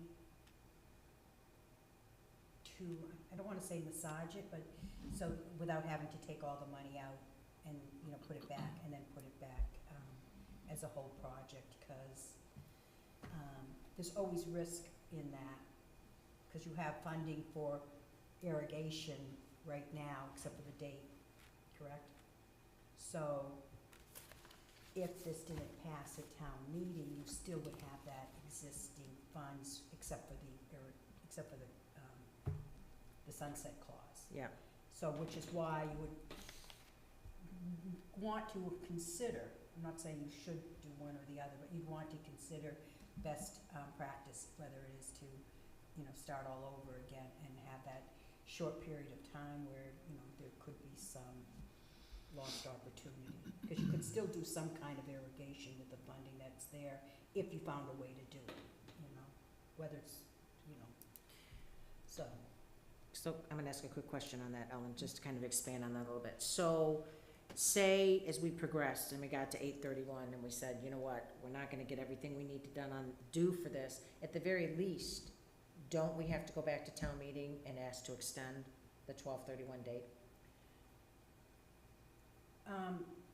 Or something, yes, Okay. because, and I will find out if you Okay. have to close it out, I mean, Is that a council question, town council? it might be, Okay. yeah. And, Okay. hopefully you get a nice simple answer that you can just, Okay. make a, like, one thing he said to do on another project was to document everything and, you know, and maybe make him, I'll find out. And I will also check with the coalition if they've run into this before. So if it's not, and if it's a legal question, it's a legal question, but Yeah. you might give We us can do some a guidance. request. Yep. That's helpful, thank you. Freddie, are you thinking like we might be able to just extend it as a vote as part of the CPC and not do, well, whatever, speculate, we'll get the answer. I mean, Yeah, I don't believe the article gives you that authority, Agreed. but how big of an, you know, that's a legal counsel question, I Yeah, believe. completely. Okay. Do you have anything else, Ellen? Nope. Okay, Grant? Yeah, thanks for the revised application. I have a few things. First, in terms of things that I think maybe should be added to another revision of the application. There's a feasibility report section. I think we did get a feasibility report from you from December 2025, talking about the need for a booster pump and everything. I think just to list it and maybe attach it to the application would be useful in a revision, or just acknowledge that it exists. These are just kind of administrative stuff. There's like a checkbox in the application just to acknowledge your receipt and of our kind of of CPC handbook about the process and everything. Button didn't work on the Oh, it didn't form. work, okay. Yeah, so the form is buggy, I will say. Okay, So that is that good to button know. didn't work. Good answer, I I'm think. putting a check mark on my And I will say, copy. you should not point anyone at the PDF document, because that's a disaster. Yeah, I think, did we replace it So with that a should Word? just be deleted. Yeah, I think we replaced it with a Word, sorry about that. I wasted too much time on that PDF yeah. document. Thank you. And I think we have updated that, right? So- Yep, yeah, the Word Okay. doc's on there, PDF is. And then under open projects, I believe there is one open project. Correct. Which is the Audubon International one, which Yep. is from annual town meeting 2018, so that should also be listed on, in a revision to the Yep. application. There's another one as well. Is there, okay. Well, it's not, sorry, let me step back. It's Well, not- I there's don't the think it's- existing irrigation one, yeah, I guess both of those are technically open projects, right? The one There's that, an invasive one, but it's not the golf clubs, it's on the property, so that doesn't count. Okay. okay. Do they need to list their 2024 one? I mean, I think it's self-explanatory. $553,000 Do they have to, should be List listed that. as. again, it's just. No, well, I think they're documented enough within here that there's approved funds of 553, it's even on the front page. Yeah. Yeah, I think that's fine. Yeah, This is I part think of it's that fine. project, it's not a. Yeah, it was mainly the Audubon one that I just wanted to get. Good question though, Grant. So I have a question about, I guess the cost savings of the system. So in the application, we talk about how it would result in less water wasted, and be more efficient to operate. In terms of who would actually like receive those cost savings, is that the golf management company, New England Golf, or is that the town that would result in some sort of operational cost for them? It's a good question. I don't know who pays the water bill. I don't know so I don't know the answer to that. Does Don't anyone either. here happen to know the answer? I don't know the answer to don't. that. So let me get that answer. Okay, that'd be great. But I think, regardless, it sort of comes back to the town in the end, because you sign a contract with the management company, and they have assumptions about how they're gonna operate the course, and any funds then sort of flow back to the town, on a schedule. I think the savings come back to the town in sort of an indirect way, but let me try to see if I can make that a little more clear. Okay, yeah, that'd be great. Both on and so it comes down to water and also staffing. Okay, Because the management company has really sort of an unreasonable staffing load to operate the current irrigation Mhm. system. It's just way too manual. And so certainly, as you might be aware, that this, and then somewhat near future, the next year or two or three, it's likely this project is gonna be put out to bid again for a management company to bid on it again. okay, And it would be a more advantageous bidding process for Southborough if it wasn't such a difficult water system to operate. okay. That's really helpful, thank you. Let's see, similar question in terms of the management company. Under the maintenance section, I think you had said that New England Golf will be responsible for the maintenance of this new system. Similarly, is that, do they just kind of implement or execute the maintenance of it and the town pays? Or is it that the golf company is the one actually paying for? I think this means sort of like if a head breaks, like a water, there are sprinkler heads, if Okay. it breaks, they would make that sort of repair. I don't think, they're not gonna make a repair to the booster station, in my opinion. If a pipe fails underground, I don't know that they're gonna make that repair. But I think sort of smaller maintenance repairs, they can make on their own. Okay, And they certainly do that with the current irrigation system. okay, and then the rest would be just on the town to fix, is that right? I think if there was a larger item, then maybe it would have to come back to a town budget somehow. But I haven't, in my time on the golf committee, I haven't seen anything like that so far. Okay, that's helpful, thanks. Just a quick question, do you have any, like a map or a schematic or any kind of what the irrigation system would We had a look like? map that was included in the Okay, application 2 years ago. We could probably dig that out. okay, That'd be great. and I can also take that out too if it was included in that, so, Okay? thank you. It's a very simple map. It shows the course and pipes going down the middle and a whole bunch of heads. Yeah, well, actually, it might be useful because we have Absolutely. a lot of new members, so Yeah. that'd be great if you could send them along. I would suggest that any application new should have everything in it, so that nobody has to go back to 2 years ago to Mhm. find something Okay. relevant to Yeah. today. In terms of the bylaw compliance section of the application, Do you know, would this, I don't know the specifics of it, but essentially, would you need to go to Concom to get this system approved with all the kind of disruption of the, disruption of land that would be involved with the irrigation system? I think so. Okay, and so you have plans to do so? I think that's correct. Okay, great. Let's see, I have some more technical questions, which I think I'll save those for Bill when we next see him. In terms of the golf course revolving fund, so I believe there's 100,000 that you will be chipping in, is that right? That's the proposal. Just curious about what the current balance of the golf course revolving fund is. Last report I got from Mark Purple was that, and this was as It was somewhere in our June documents. 8th, there was about $200,000, but some of that was gonna be spent on some fencing and some other repairs, trees. So there was gonna be about $175,000 left in the revolving fund, Okay, with more monies expected this year. So, but some other projects that are being contemplated. But I think you can think about it, there being about $200,000 in that bucket right now. okay, that are like not committed to other things. That's And right. Grant, that was the June 10th, 2026. It was a letter from Bill that Oh, had that okay. broken out in there, just so you know. I will go back and look at that, thank you. Yeah, so I guess I'll just put in a plug for, it's obviously an expensive, application and, would encourage like as much of a contribution from the golf course revolving fund as you guys can manage, I think would go a long way with us. Probably in terms of, reducing the burden on taxpayers, through CPA, so I would definitely be in favor if you can find it in your budget with other things going on to increase that, but obviously 100,000 is welcome. 100,000 is a good number too. It's Yeah. good then. And I think that's it for me for now. Okay, Katie? Thank you. I'm somewhat new, so I do remember your article coming before town meeting, and as a resident, I support it, and as a CPC member, I support it as well. I think it falls in the four corners, and that's all I have, so I think it's a great day. Thank you, Katie. Kristen? I've got two questions. Grant kind of touched on one, although I'll admit I'm not fully clear yet in my head on how the revolving fund is going to come into play.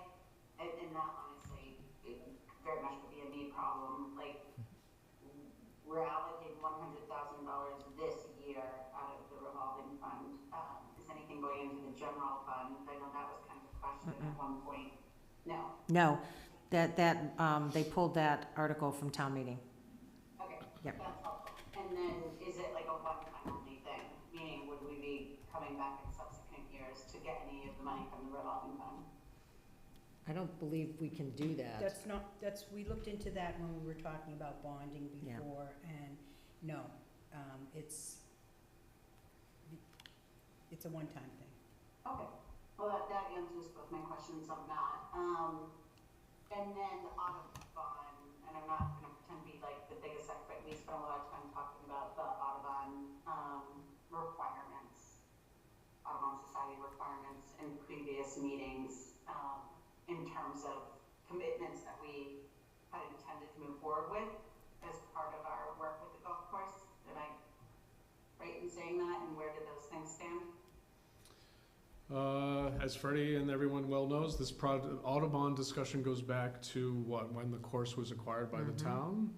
Yep. 10 years ago, 8 years Condition. ago? It was a condition. And there have been on again and off again progress being made on getting that established. It is very much on over the last 6 months, getting this fully established. The golf course committee working with Freddie, I think on a concrete path, and so I think this is moving forward right now. And Kristen, what I'm gonna do is, my plan is, after we ask our questions, I'm gonna ask Freddie that exact question, just to kind of give us an update. I know that, there's steps that have already been taken. I don't wanna speak for Freddie, but I'm gonna ask Freddie to kind of give us an update on that as well. Okay, perfect. What I'm driving at, and I don't necessarily have all the right questions to ask, is, and I kind of like this from the rep conversation with Claire, is like making sure we're all on the same page of what are those loose ends that we think have to be tied up by 8/31, and just making sure we're all on the same page as to what those loose ends are. Absolutely. Was that it, Kristen? That's it. Okay, thank you. Claire? I'm good. All right, now you get me. So I do have a few questions. So, initially I'll start with the letter from June 10th. So there was talk of SVT and, regarding the pumping station, and there hadn't been a new conversation. I kind of liked to see that conversation happen. It was number 5. Nevertheless, we are happy to follow up with Sudbury Valley trustees to confirm their position and provide the committee with any additional information received. I'd like to have that done, just to make sure that we don't get down the line and they disagree with the pumping station and there's an issue, because what you're adding is different than what they originally approved. So Bill said it's not a big deal. I would just like to see that happen. Okay, I'm just not aware of that correspondence. I don't think I Sure. was copied on that, so. Okay, so I can if you forward could- it to you, You Tony. can forward that to me, then I will Absolutely. follow Yep. up on that. I'm just gonna write this, send it to Tony, okay. Yes, so, and then that leads to a second part of my question that goes to kind of what Grant talked about. So, should it have Concom approval? Because, what if Concom has an issue, for instance, in my application, it was, sorry, I have way too many papers sitting here on, yes, the scope. So, I have it, thank you. So, on the scope, and it was again included in that document from Bill, it talked about permitting, and it said, the scope of work will include revisiting the current Concom-approved erosion and control plans and proposing a new, less costly approach to include more limited erosion control and boring under the stream.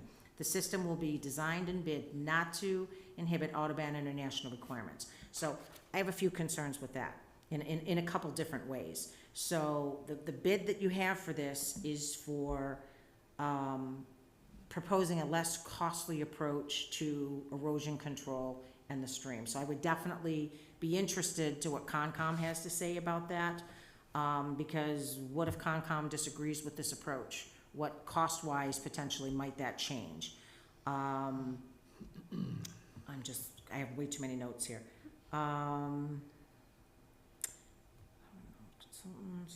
Okay. So that's partially that piece. I think definitely Concom should be involved before, this goes further. I would be interested to hear if they're on board with this as well as SVT. Okay. I'm gonna get to Freddie to give an update. I think when we talked about open projects, we talked about the Mass Audubon, and that's old, and we wanna make sure that this is done within the standards. So I have a couple other things, but I'll toss this to Freddie. Can you give us an update as far as where in the process it is with Mass Audubon? And then I'm gonna ask the committee I think the Mass Audubon piece is important to this process. So I would like Freddie as our consultant to work with the golf course committee to continue to make sure that this is taking place and we're having progress on this. Sorry, it's getting late. So, Freddie, I'm gonna toss it up to you. So, the good news is I attended the last golf course committee meeting, and, was it club? And they voted to approve submitting the language we came up as a draft for the RFP that's going to go out. And I'm working with the liaison, Brianna, from the committee to follow up on that. Melissa from Conservation is going to create the draft RFP and put it out, and hopefully, as soon as possible, find a consultant to start working on the management plan and then put that into play. The question is, we don't know how long, when people respond, like, this could be their busy time of year. So I don't know how long it will take to get an actual management plan, but we wrote it that they will be reviewing the plans for the irrigation system. So a lot of people have a misunderstanding of what the Audubon International Program is, and the goal is to work towards getting certified.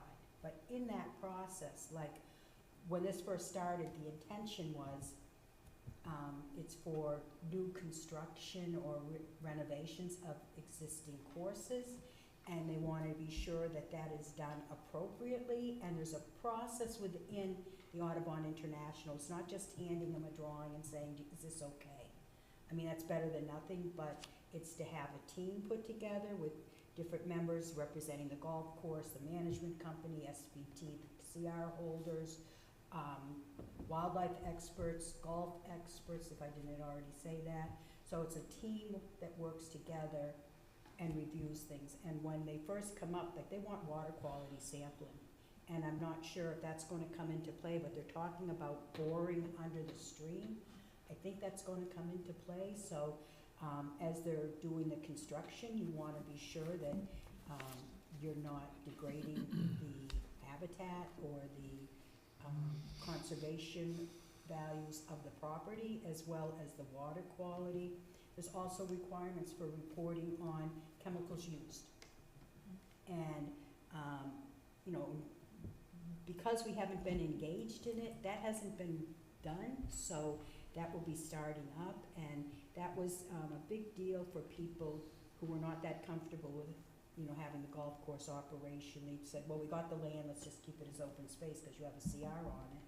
And, you know, part of the, well, I was on the Open Space Commission at the time, and we were convinced that this was a great value for the town for both conservation and recreation values. And the Audubon International is a way of putting that together and giving people a level of confidence. And that's why, actually, many people don't know that Audubon International, they just took the name Audubon. It's not like they're an Audubon bird, you know, they're a golf industry-centric organization that was trying to help clean up the image of golf courses as being these chemical-laden pollutants, bad for the environment, and they are committed to that mission. So it's a win-win for the town, it's win-win for confidence that, you know, things are being operated in the best way possible. And even though this is a little bit late down the road from when we did all the construction of the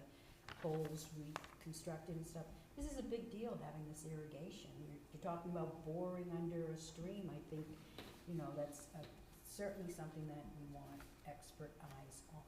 So I'm happy to hope that this is going to happen. The timing's going to be a tight little bit of a, you know, you know, Melissa's got other things on her plate, try to get this out this week and then get the responses in and then hire someone and have them start working on it. And as they're working on it, to be reviewing this project as it moves forward and providing advice during the construction, but also to this committee. And August 31st, you can, you know, always make your vote conditional on getting some more things done before town meeting. And not like you want to do that, but, you know, if it's that tight, because you don't want to hold this up. Although, you know. Okay. Great. So my thought process was Freddie's been more involved in this, in her other hat that she wears or wore. So to me, it makes sense to have her continue to work with, because we really, again, as we move towards closing out projects, and I think with this project as well, where Audubon International is gonna come into play, making sure that it meets the criteria, and Bill has acknowledged that, and Tony, I did send you that note, I emailed it to you from 610, the memo. So that's my thoughts. I mean, I don't know if everybody is good with that, then, you know, we can have Freddie, looks like I'm getting shaking heads, you know, work with getting this done and sooner rather than later. Sounds great. Okay, good. We have a lot of shaking heads. Okay, and the last piece I have for you, Tony, it should be an easy question, is there's a spending cap on the revolving fund of $75,000. How are we going to navigate the $100,000 if it's over the spending cap? You'll have to ask someone who understands the legality of that much more than I do. Okay, okay, so again, that's on my list, and it would be good if you could talk to Mark Purple or whomever. I can do that. I'd be happy to do it, but it's your application, so. I'm happy to check with Mark. Yeah, just ask how they're gonna handle the spending cap if, you know, if this moves forward. Fair enough. If I recall correctly, doesn't town meeting No, set? No. it's Well, initially town set- meeting set the revolving at annual town meeting. That's correct, and to exceed the cap, you need the approval of both the select board and the advisory committee. Okay, okay. That's the way the law We'll, works. we'll double check it anyway, we'll just make sure. So, again, not questioning you, Mr. Litt, I'm just saying. Okay. perfect, so that was my other question. So if that's the way it is, then that's not a non-issue, you know, as long as those votes get taken. Okay, that's all I have, and I will email you and Bill after we set our next meeting date tonight, so you can know where we're at. Thank you for your time. Awesome, thank you so much, thank you for hanging around. Kat, welcome. I know you just wanted to spend the evening with us, you know? Okay, so. Anyone need a hard copy of the application I submitted at 7 PM? No, I A haven't. new one tonight, or, oh, Yep. I It's just didn't, updated. I didn't even see it, hold on.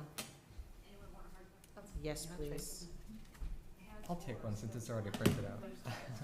Oh, there it is, 7:06, okay. Yeah. So share. Lisa, do you Um, want this one? Oh, I got it on my computer, so I'm good, thank you. Okay, let's I see. can- Updated scope, previous CPA. Okay, do you wanna just give a brief update, Kat? And again, I haven't looked, I had questions on the old application. Yeah, I can tell you, can you hear me? I can tell you exactly what was changed, Okay, so give me just a let second. me I'm pull just up the reading old from one the then, because I'll go by that. Okay. So the overall price was lowered by 2,500 due to a quote update. I updated the scope to try to explain the complexities of the past application. I'm figuring we're gonna have a few iterations of that, but it was an attempt, and that's under the first project scope section. I added the Conservation Commission. Hold on one second. Terry, is this mic on? It does, it sounds really quiet. So that's the town system, everything sounds, I don't have control over. Of the mics here? Oh, So How's that? Better. it's, I can Good. hear it on everything, but this is the room mics and it's part of uncontrolled. Okay. system. How's that? Excellent. there you Nice. go. Okay, so I lowered the price by 2,500. The updated scope is to help explain some of the history of the application, the funding. I added the Conservation Commission support letter and just some clarifying notes on the bridge quote, and I reorganized the pictures. So, Okay. not that substantial. All right, so, that being said, we'll just kind of go down the line. I do have questions, but I will go last. Ellen? Sure, thank you, for coming, for hanging in there, for the very detailed application. Yeah, before I get into my questions, just really appreciate the narrative in here, the description of support over the years. I know this has been a process, and so, it was very helpfully laid out in the first application, and it looks like even more so in this one. So my first question might be addressed in the updated one, but I was curious about the budget and the ET Tektronix page that was included, and just kind of how the numbers on there Yeah. fit into the overall budget.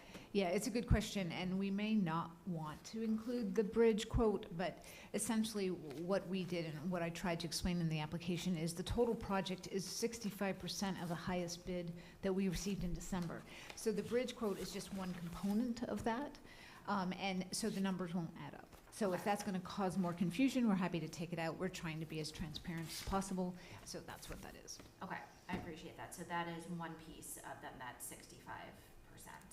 Correct. That makes the overall budget. Okay. Let's see. Looking at the timeline and the chart you put together there, I think Oliver, looks like page 9 on the old one. Let me see what it is. So the essence of my question is just how the timeline would change depending on the Mass Trails grant, if you could explain that a little more. Yes, and actually what I'm noticing is the dates did not, from the timeline, did not transfer to the second table, which would be helpful, so I can make sure those are added. But the difference is the waiting for the Mass Trails grant to the announcements. So essentially, if we're looking at the top chart, you'll see that we have the Mass Trails grant announced. So the grant application is due on the Feb 27th, and that's the same in both. And then the difference starts to become when the Mass Trails grant announcement is made. It's made between May and June. I put July because you give them a little bit of space. So that's when the announcement would be made, and we wouldn't be able to do anything until after that. And then contracting would come next, and that's a few months of contracting. So that's why it goes out into October 2027. And then we would be able to start the project, you know, ideally by November, which start means go to bid in that time frame. Does that help answer that question? Yes.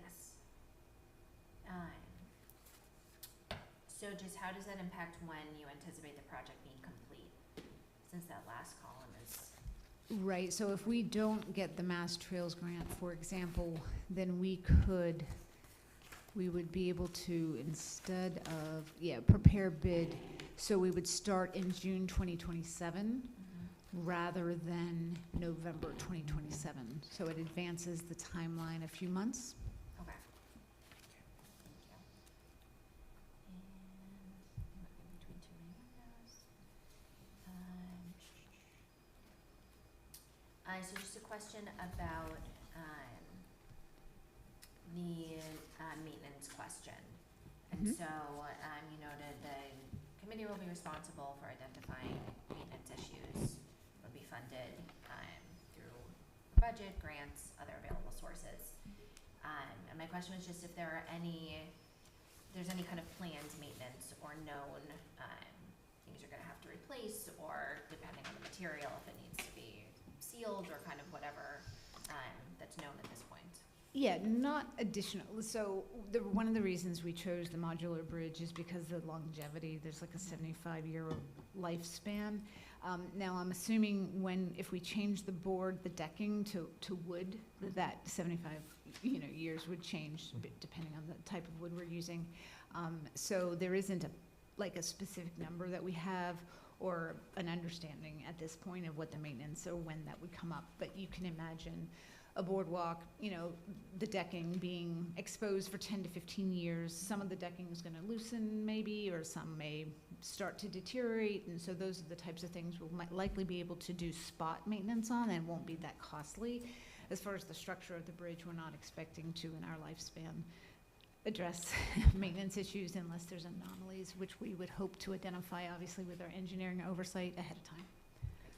Thank you. I think that's it for me. Okay.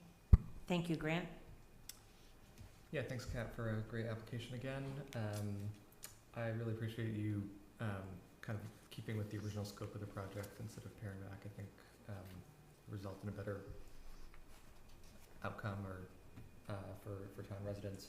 I have a couple questions on the budget.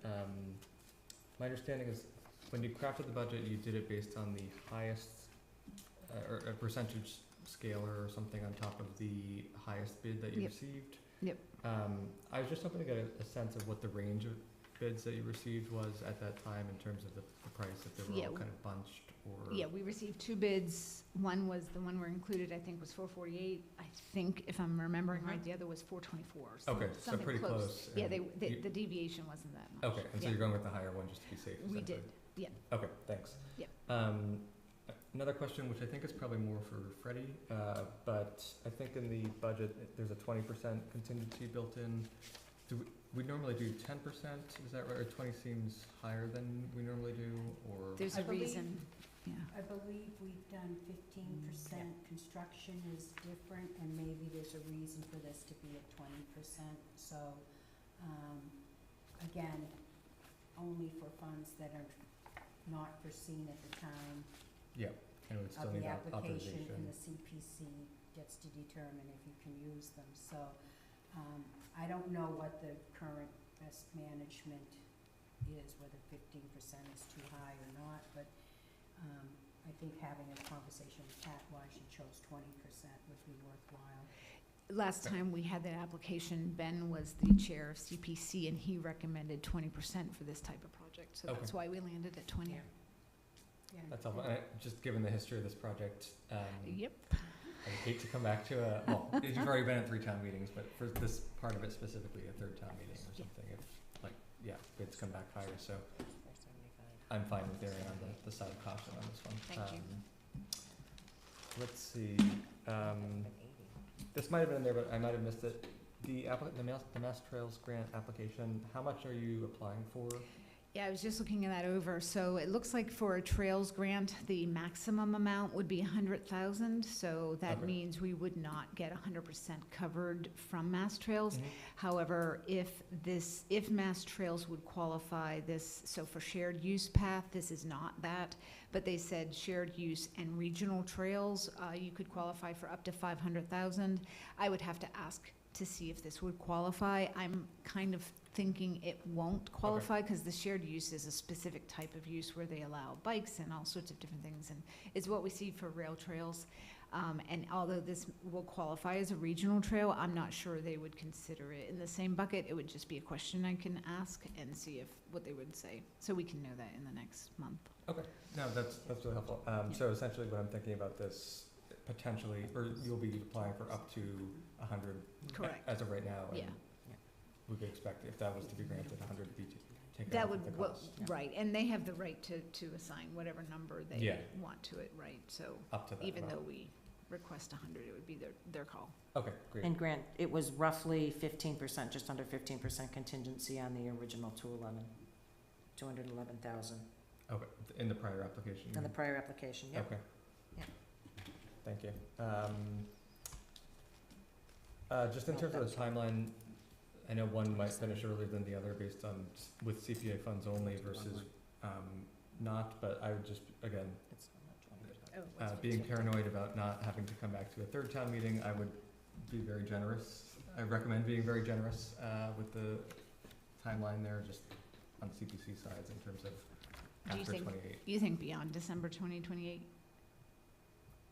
I think so, just, Yeah. I really don't want you Yeah, I to agree. lose I mean, your funds, I'm to fine be with honest that. I with you, wanted to but be a little maybe more not that conservative. far, and then, Yeah, I don't know, early 2029, and then come back to us or something, but, maybe June 30th, like, 2029. I don't want you to lose your funds because of the deadline, which we're seeing on other Yeah. We're projects. talking about, sorry, is it okay? No, I was- We're talking about adding in language to come to the CPC for an extension. So Exactly. you put, the deadline is not a drop dead deadline Yep. moving Okay. forward, Well- because we've learned, when this was the first go around, and you've learned now that that doesn't work with a drop dead, but I think you wanna have a realistic deadline so that, you can try to end these projects more. Yeah, and Yeah. CPC can extend it versus having to potentially go back to town meeting. I understand, I just meant, one might end in 2027, one might end in 2028, it looks like, based on Mass Trails. I would be going for, I would want to Okay. build in based on assuming the later deadline, I would say. Assuming that's an accurate deadline, and then, so end of 2028 is my preference between that and an earlier date. It's just my opinion.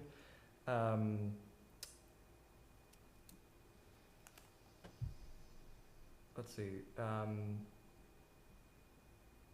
you might have already had this in a prior application, but is there a concept plan or map of where the, footbridge and bridge will be going? Yeah, if you look at the last page of the document I just sent, I had some preliminary pictures, but these are better pictures. Oh, okay. Yeah, so you can see the overview map on the top left, gives you a perspective of the peninsula, and then it gets zoomed in after that. It's a little hard with the dark, with the Sure. black and white images, but I sent it in an email, so you'll be able to see that too. Okay, great, I'll take a look at that, thank you. Yeah, and the one in the lower right-hand corner is the actual location of and the water's high in this picture, but it fluctuates throughout the Oh, year. the picture, yeah. Depending on how MWA is managing the flow that day. Okay, great, thank you. Oh, thank you, yeah, that's it. Oh, that is better than the black and white. Yeah, that's great to leave on the screen too. Yeah, thank you. And then my last question, which is probably, stupid, I guess I'll say, is, No such thing. is the land that the trail's on currently protected for park use, or So I saw in the application that you said that Yeah. conservation restriction would not be required. I'm assuming it's protected for recreational use in some other way, is that right? We're permitted to, with an 8M permit with MWA, that they own this piece of land, so they've permitted that for recreational use, Okay, yeah. and it can't be through an used for any 8M other permit. use? Can it be used for any other use? It's their land, so I'm gonna assume it can be, but I can't answer that for MWA, but I'm happy to get any additional information if that helps, get to the answer that you're looking for. Okay, yeah, I mean, I'm just mainly interested. For recreation projects, there's a requirement that land be Permanently. and because it's MWRA land, it probably isn't permanently.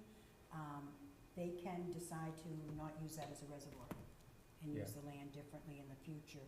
So it may be a unique situation because it's DCR, but people unfortunately believe that reservoir land is Always protected. is protected. It's not, there's no protection on that at all. They could decide to drain the reservoir and Yeah. see if they could do something else on it. Well, that's why I wasn't sure on the specific parcel, if there's a deed restriction or something already existing. Like, for example, the Fay Memorial Park has a deed saying this land is owned by whoever at the time, or this land is being conveyed, but it can only be used for a park. Right.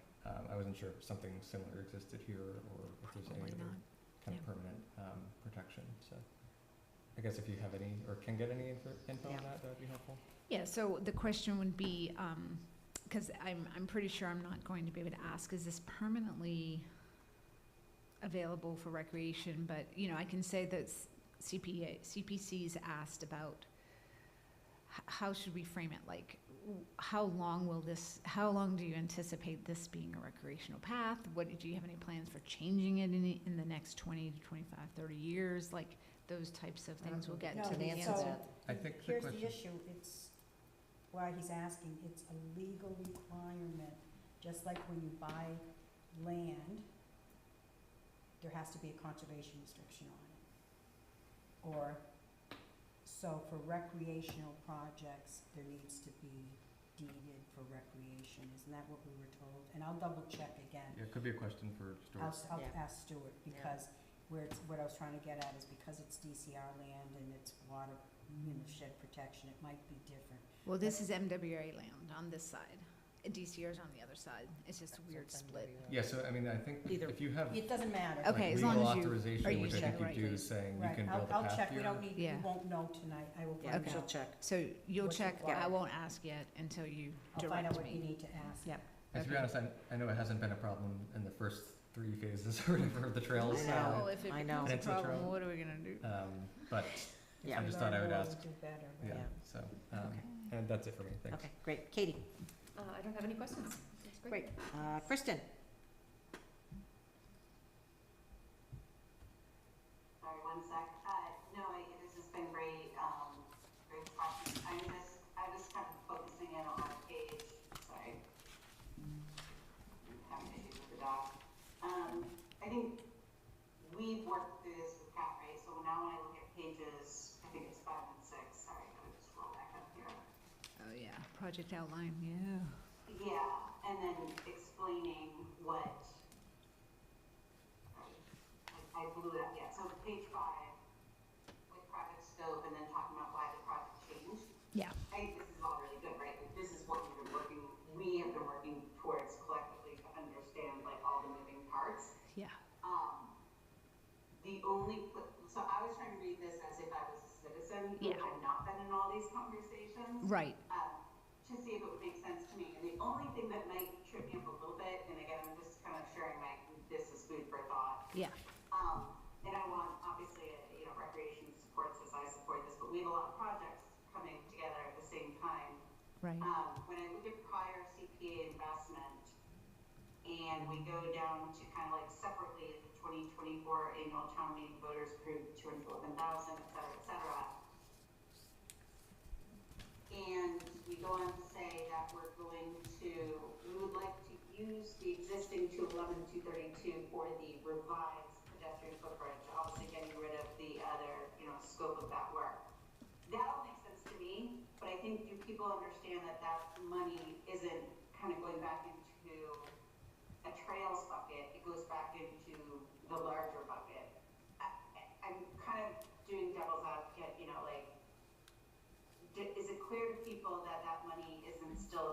earmarked for trails, the 211,232. Does that make sense? I think so, but isn't it still earmarked as of today? Like, it doesn't run out until the end of this year, so technically when we go to town meeting in October, it's still earmarked for the project? Unless the committee decides. I want to answer that. I can answer that. Yeah. I might want to get some Yeah. more professional advice on this, but my takeaway is that money is earmarked for a project that has changed now. Yep. You will need to, I believe the committee has, some discretion on when to close it out and return the funds back to their account. But one of the problems is the project, if this doesn't pass and you have that money, it's a different project. I mean, things that were in the original project are no longer going to be done. One component is not getting done, and that's the boardwalk. That's a big deal. It can be a big deal, but I wouldn't use the word significant. I would say the project scope has changed, and, you know, the boardwalk is no longer getting. You can't have a project that has a boardwalk and a bridge for a certain amount of money that no longer has a boardwalk. It's not the same project. in my Correct, opinion. it's changed, but I'm just encouraging us not to use the word significant, because I don't know that it's considered significant when one component of a project, a component, you know, has changed. That's all I'm saying. So I understand what you're saying. So, It's not insignificant. It's, okay. it was a big, you know, you're saying it's 65%, that's 35%. No, 65% is the bridge, 35% is the boardwalk. So a 35% of the project is not being done under the new proposal. What's being paid for? Sure, okay, fine. I just think, you know, so Yeah. there's I'm just trying to point out the complexity of, you can't just leave the money there and then go use it without doing something to document to town meeting Yeah. what happened. Right. And I think that was kind of my point, like, because I've been sitting in all these conversations, I read that, and I'm like, yep, all right, this makes sense. That was the only part that I was like, all right, if I was, you know, someone not in the know reading that, and again, I want all the projects to pass it does make it sound like, well, we still have that funding. And I get what you're saying too, Pat. I'm just saying, like, in a year when we have a lot of competing projects, do people have to understand that they're gonna ask us, like, at the end of the day, how much do we have to spend, and how are we gonna treat that 211,000? Right, and I guess I think, so we can revise the language however it needs to be so it's clear. We're not trying to misrepresent anything. It's hard to. I know that. Again, I'm just doing the, you know. No, I appreciate it, the devil's advocate, but I do want to say, like, if, for example, if it doesn't pass, you know, and we've talked about having a backup plan for if this doesn't pass at town meeting, because is there a way we can still have a motion that we could make and have the town vote on, would they use existing funds, the 211, for the bridge, say nothing else, but just the 211, so we could at least go to, still use that as matching funds for I think a that's what Freddie trails was grant. kind of So saying. I'm trying to say, I need to get better clarity, because these are legal questions on some level, that you have a project that's funded, and so the goal is to create the whole project, and I think there's been huge support in doing that, and I think how we phrase it is not like when I was just talking about significant or insignificant. That's for the committee's knowledge, not to go and say, oh, we're not doing this is a big deal, and there's some other questions that will come up, but you know, the boardwalk, there's been work done to replace that component in another way, but it just creates complexity, because you have you know, like, just say if you were building a school and you know, it had 2 buildings, and now you're only building 1 building, people are gonna say, you know, and it's more money. You have to be able to explain how that works in what you're building to date. And I think, especially because the golf course also came in with a bigger price ask, that, you know, finances, people know things have changed. Mm. You know, there's been, increased cost and, a We- lot of different things, so Yeah. Oops. I don't think it will be hard, and it's going to be 2 levels. I think it's up to the CPC, how you format the warrant article, number 1. And then the presentation will be number 2. But you've gotta have all your ducks in a row on how this transition of the money. I'm not a fan of necessarily closing the article out now and putting the money back, because there's still, especially until we find out what could be used after town meeting if it didn't pass. Yeah. If it didn't pass. You gotta But leave that open. I don't think, Yep. I mean, I think it's a great, you know, it's a good project, so I'm not sure that, Can I ask a? Yep, go ahead, and then we'll go Okay. back to Kristen. Okay. Oh, sorry. You're good. Just to your point, Freddie, about the format of the article and looking at the way the application is phrased on here, and the application requests to continue the previously authorized 211, consider 44 remaining from phase 1, appropriate additional funding, extend the project. Can we do all of this in one warrant article? Is this one? I'm pretty good. Yeah. So I have to see where the committee ends up and then figure out how the best way would be to have it in one warrant Yeah. article. And it will have to be, you don't wanna be like, oh, we're doing, you know, too many moving pieces, so like how you write it is, I think it can be done. And the closing out of the articles is a separate step. But, and then there's also consideration, do we just say, you know, this is the total project amount, and we're taking it out of these accounts, and there was prior, and a simple thing, there was, and we have the document, there was prior funding whose monies will be returned to the accounts they came from, and we don't have to do all of that in the warrant article. So to make it, if you move forward with this, because you haven't voted on it, how to write the warrant article is secondary to, and making it, you know, and also getting some advice on the best practice to do this. We've had conversations with council leading up to this where we learned we did have to return the funds.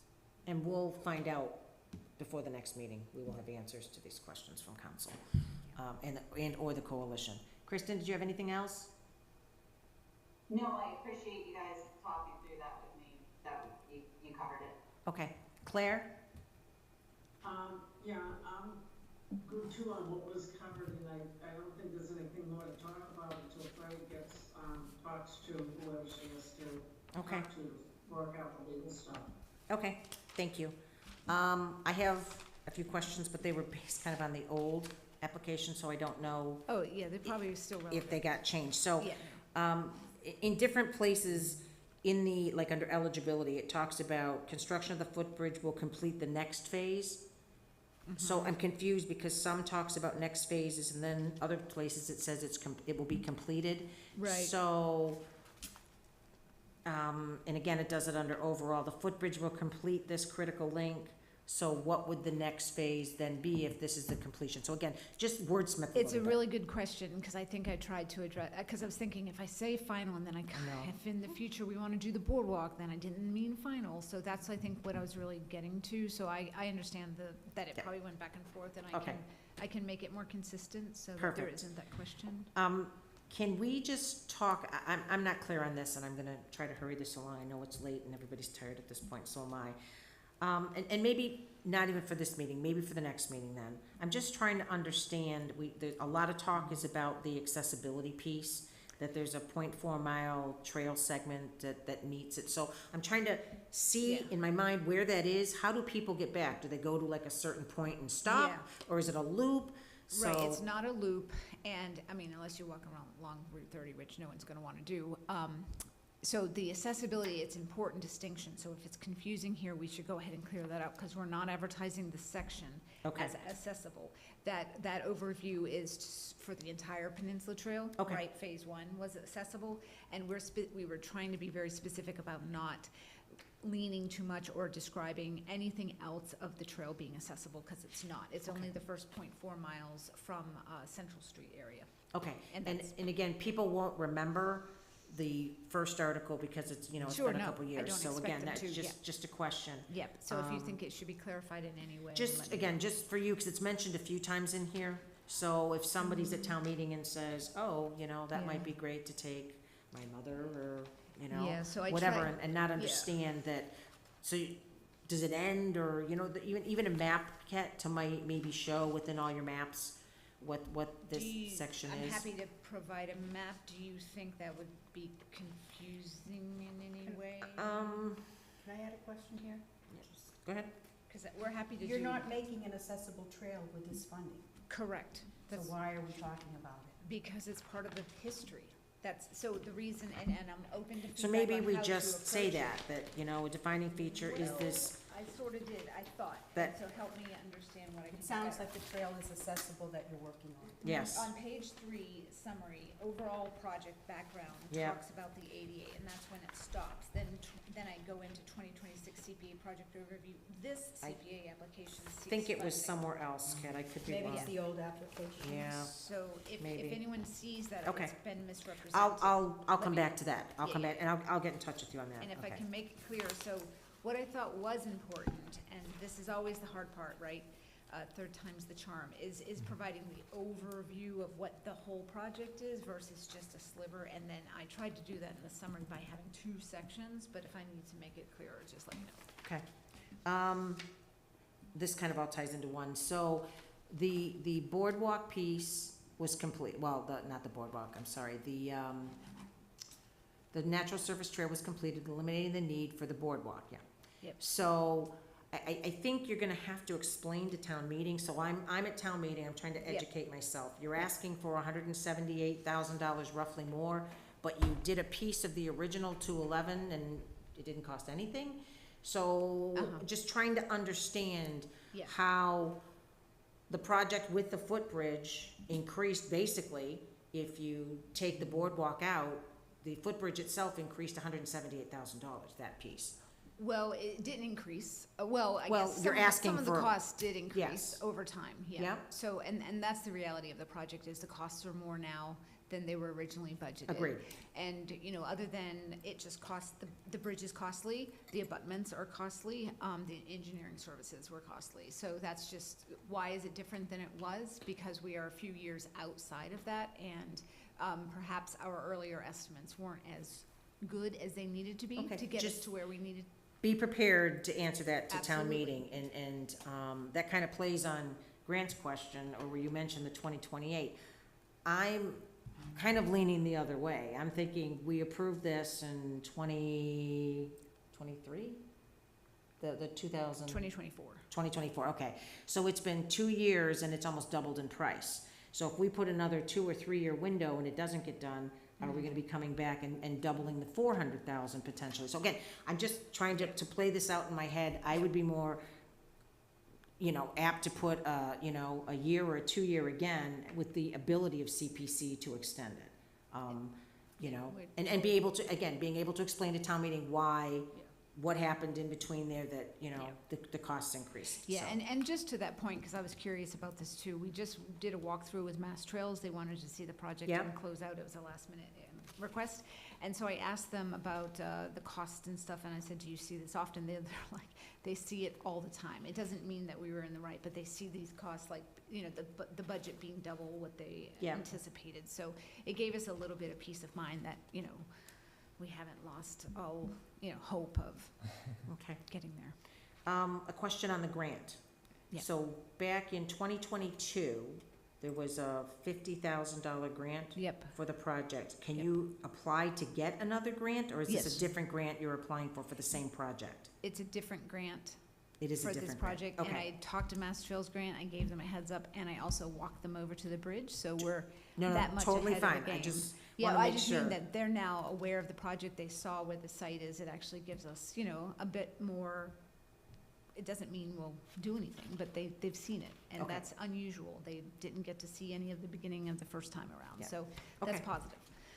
And on the project manager piece, Did you guys give any thought to possibly hiring a project manager? This is a lot of work, This is technical. the bid goes out with a project manager, so the project manager. Is you guys? No, well, it's multiple, so we're hiring a project manager to build the bridge, to manage the bridge, Okay, to manage the building of the bridge. We've hired an engineering firm to go over the project itself, make sure they're building it to spec and engineering specs.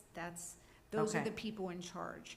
So we're hiring for the project manager. The bid has the project manager defined in it. So we heard you clearly. It's unlikely that DPW will have anything involved, and we did not approach Bill Cundiff for that reason, because Okay. it's a huge project, and I'm pretty sure he's So- not gonna want any involvement. did you change that in the new application? Because under implementation, number 10 in the application I have, yeah, it says the Trails Committee will serve as project manager. Well, we have to. We're the people who are going after the application, but I think, did I say, let's see, service project manager, oversee. Yeah, did you retain an committee, engineering firm? I think that's An engineering confusing, firm. but, okay. Well, how would you like us to reframe it? We're happy to retain an engineering firm to prepare the construction bid, assist with the competitive bid, and provide engineering oversight during construction. A qualified contractor will be selected through the procurement process, and they will oversee the process. So if we can reword that so it's clear that project manager is built into that, I mean, I don't know how else we can, and Travis is our advisory, Yeah, okay, let me Maybe think just about, cut that first sentence and say Yeah, Trails that's- Committee will retain a qualified engineering Yeah. firm. yeah. Isn't a project manager though somebody who, like you have two firms, like who oversees both of them? Like, isn't there any interdependency between one group and the next to make sure everything's flowing together? You have two different bids, you're saying. They each have their own project manager. Two different bids.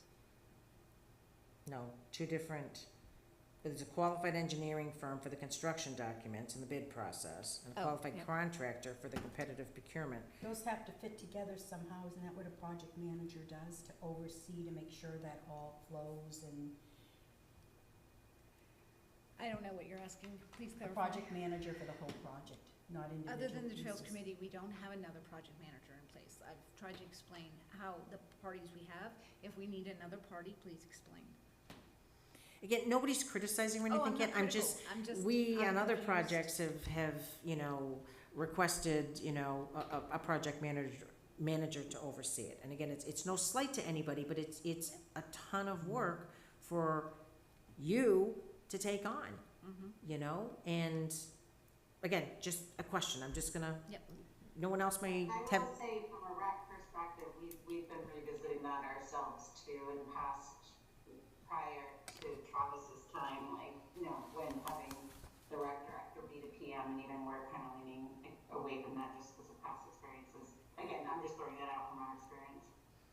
yeah, let me think a little bit more about it, it Happy just to stuck out to consider me, and what I'd be you happy to need. have a Yep. conversation with you offline Thank about it, Kat, no problem. Yep, yep. My last question is, under bylaw compliance, you said, yes, STC secured an order of conditions from Southborough and Framingham from who? Concom? Concoms. Okay. Yep. Can you add that in, would you mind? Oh, of Again, I'm course. just looking at the layperson looking at it, they may not understand. Yeah, do you need copies? Do we need an? No, just put it Okay. in there, I think that's fine. I mean, if you want it, if you have copies and you want us to include them in the record, then sure. Yeah, I tend to err on the side of too much information, so we're trying to Well, back that up a little. I'm with you, so Yeah, so I I'm trying like to too be- much information. Trying to be Maybe just considerate. the name of the organization and the date that the permits were. Okay. And then if somebody had a question, they could go to whoever it was. But, Okay. Got it. So, and the last piece I will ask for, and I know it's tough before it goes out to bid, just as we look forward, I would hopefully be able to get something a little bit more itemized than just A, B, and C. Where's So, this? I'm sorry. Which one? under the, quote, typically we have some level of an itemized quote in the packet for, like recreation has the 1.5, we know what makes, we have documentation to that. You have an estimated cost of the bridge at the 349,440, page 7. Again, it's the old one, sorry. Yeah, no, it's the same table. So I Well, just- so what I've done for documentation and all we have, and help me know what we need, is I did the 65% of the bid, which I included the bid. 65 of the 448. Yep, I included that, and then the oversight and services, that's a bid, that's a quote itself included. And the contingency is the calculation, so, Okay. you know. And maybe that's enough, Ken. Just be prepared for somebody to ask, is all Oh, I'm sure. saying, is Yeah. typically. Well, and we were trying to explain it, so if it's not clear, maybe, so I wrote the bridge construction estimate was, received during December, and the price is based on 65% of that. If there's a way I can make it clearer, we're happy to do so. I mean, part of this is like, should we even include the bridge quote? Because that's gonna raise maybe more questions if we're just doing 65% of the bid, just include those two pieces and leave the bridge out and not talk, I mean, it's not hiding anything. We'll No, have I it know. available, we'll have it for discussion, we can put it in the FAQ, but, I mean, that's essentially adding more complexity so we can take it out and simplify it, if you think that works, and we'll have it as a back pocket. 65%, what Because is that up? that came from when we tried to get the cost breakdown by the bids. We asked both of them, Travis did, and they wouldn't give us a cost breakdown by item, but one bidder said you can do a 65-35 split, and that would get you what you're looking for. Bridge versus boardwalk. Okay. Freddie, did So you? maybe say that somewhere. Because just 65%, like what's 65%? Of, say what? Say 65-35? Say that Say that you revised. you were advised that the bridge alone is a 65% of the total. Yeah. That you didn't just say, oh, well, this is Pull it out of your hat. 65%. No, the bridge construction estimate was developed using the highest bid received during the December 2025 bidding process, adjusted to approximately 65% to reflect the revised project scope, which now includes only the But you pedestrian didn't say bridge how and you came up associated. with 65. So just add that they as advised you or something. advised by, we'll add, is to Whoever your those point. people Okay. were that you were. And For the cost of the dealing with. bridge. that's it itself. for me. Okay, Freddie, perfect. did you have?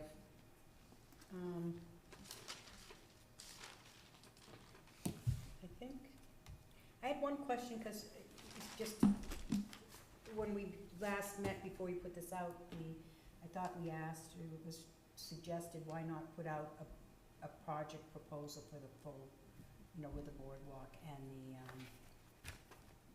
The committee decided we wanted to simplify the project and just do the bridge, and we didn't want to ask for that much more money. Because we have a workaround now, we're very happy with that workaround, so it just saves money all the way around. It doesn't prevent us from going forward, but we've learned also, simple is sometimes better, and it's already complex to describe, so one bridge, that's where the committee decided to leave it. Okay. Okay, thank you. Just- You don't have to explain that it says, as far as simple goes, you don't have to explain that you're spending this much more and getting less, whereas it was just the whole project is more money, is another way of looking at it, but that's not an option. That it? Can I ask a couple questions? Sure. One is, when it asked for open projects, should I be adding more information? I wasn't really sure what you wanted for an answer there, and can we close out the first project? What do you need from us to do that? The 40. So we can say no? Or I guess we'd still say yes, because we have the 211 open. Yes, what, no, that's for the committee, I mean, they know, that's not an old project, it's part of this whole thing. Yeah. And I think leaving that as, for the committee to determine, like, let's find out what they say about closing out the projects when Right, we come back. it's, Well, okay, so I guess my question is, so we've done this answer to this question, yes, we are current on reporting, is all you need for that question? yeah. Okay. Yep. And then, so I owe you an MWA support letter for this, and, okay, so I suppose at next meeting, you'll take a look at how it's been described, to see if it's clear enough, or if anything else needs to be written or rewritten, so that it's not confusing the town. And, yeah, so then the next question is, what do we need to do to close out the first CPA application? I think we were waiting for a form, perhaps. No. Yeah, we just haven't done it yet, so. Oh, okay, so it's not We're on waiting us. on, let me say this again, we have 2 projects open, there's no, the committee can discuss this and figure out how to do it now that, yeah. Should we wait You're, until you're after not, this? you're not, there's no impact to this project from that not being closed out. Okay, It's so, up to the committee, it's for them to decide, and, yeah, we just, one less thing, that's all. All right, we'll Like, put it on the next If, agenda. we're just looking to like, it's not, it's one more thing for here when you've got all of All right. this, which is really We'll, complicated. we'll put that on the next agenda to Yeah, discuss. I'm not being rude, I was just wondering what, because, it's on our agenda so that we are attentive to it and want to be I thought responsive. we had there was another step we had to do, but I'll talk to Freddie. Okay, We'll, yeah, I'm gonna just look at it. It got really complicated, just saying. we'll look The- at it. The and- phase one closeout got complicated? Well, one thing is it referenced,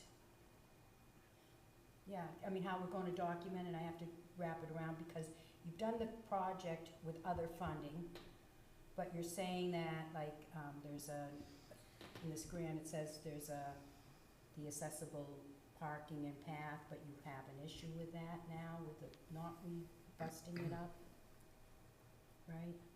So, but that wasn't funded with this project, so we just have to. This is getting very confusing. Why don't we just Yeah. put closeout on the next agenda and we'll discuss it? How's that? Sounds great. Okay, great. Thank you. Appreciate And your Kat, I'll let time. you know once we decide, because tonight, I'll shoot a note out letting you know when our next meeting is. Thank you. Awesome, Thank you. thank you. Thank you. Okay, Actually, is that gonna be in August likely? it is. So the two, not that it matters, but I'm gonna be out of town, so it's gonna be tricky, I Okay. think, for that. So I'll do my best to have a representative, perhaps visit if Okay. I can't make it. When do you think you're out of town? The middle 2 weeks of the month, not that it matters around me. Okay. I'm just letting you know. Yeah, we'll probably have to meet during that time, but I think you're in good shape. Okay, so, Okay. thank you so But much. Thank you. we'll touch base for sure. Okay, did you have anything else for signage, Ellen? Yes, but do we wanna? Can do we, that right? can we can punt? do that right. Let's Yeah. punt. Okay, So can I just go back really quickly to the library yes. for 1 second? Because I know we wanted to talk about that more. I just want to make sure, and now my computer's upset, that the language we voted on is exactly what we talked to the library about. Because I think we voted on, which is what was written in the spreadsheet, that it's items in the local history collection. And I think the library had talked about the local history collection. So it's the items in. And also, I think when I read the article, I didn't say in part, so we should revise the spreadsheet to get rid of in part to reflect what we actually voted on. Sorry, that's a separate time. No, this And what is I'm- the spreadsheet in the Dropbox? The spreadsheet's in Yeah. the Dropbox. Okay, just wanna make sure, so Sue has it, seeing as we put it up on the screen. Yes. Perfect, okay. But yeah, so I don't know if we need to, if we want it to be the local history collection was funded and not items in the local history collection. Do we need to revise that vote, or can we just? We can take another vote. We can and take another vote, let's, Amend the earlier vote from Yeah. tonight and still have it go all right, forward on the Sue, same. when you watch this replay, we are amending the vote. So when a minute taker watches it, she knows to go back. All right, Grant, you gonna amend it? This is the archival one, right? Yes. My computer's done for the night, I'm sorry. Wait, let me just read it. But the preservation is of the items, isn't it? Yes, but, Because you're not preserving the well, I guess you're preserving the collection. Collection, Yeah. yeah. cause With- it's the whole, Okay, my understanding is that it's the whole collection, okay, but that makes sense to me. So this, everyone's fine with that? Yes. Everybody fine, everybody's shaking their head yes, okay. Okay. Everybody's like, it's 10:15, let's I go. just wanna make sure that what ends Do up I have in to the sign is amend what the we- earlier motion or just make a new motion? I think just make a new motion. Make a right? new motion, All right, so yeah, Sue will catch it. I move that the Community Preservation Committee approve signage for the library archival project stating, quote, "The historic preservation of the local history collection of the Southborough Library was funded by the residents of Southborough through the Community Preservation Act," end quote, and that the sign include the town seal on the top, and that a CPC representative approve the final mock-up of the sign. Second. Impressive, Grant. All right, I'm seeing no further discussion. Roll call vote. Lisa, yes? Ellen, yes. Sorry, just go down the table. Yes. Grant, yes? Katie, yes. Kristen? Kristen, yes? Claire? No, Okay, perfect. And Okay. so that CPC representative who will sign off on it. Is Ellen. Okay. I don't know, isn't that what we said? Grant. It was- Place our it was trust in Grant? you. Okay, I don't know, who did we say originally? I vote Ellen. I vote Ellen, Sure. done, Is that okay? okay, That's fine with me. we're good, okay. Okay, approval of minute taker contract, if we could just pull that up. So the contract is the exact same as last year. I just went in and I highlighted in red the changes that I made.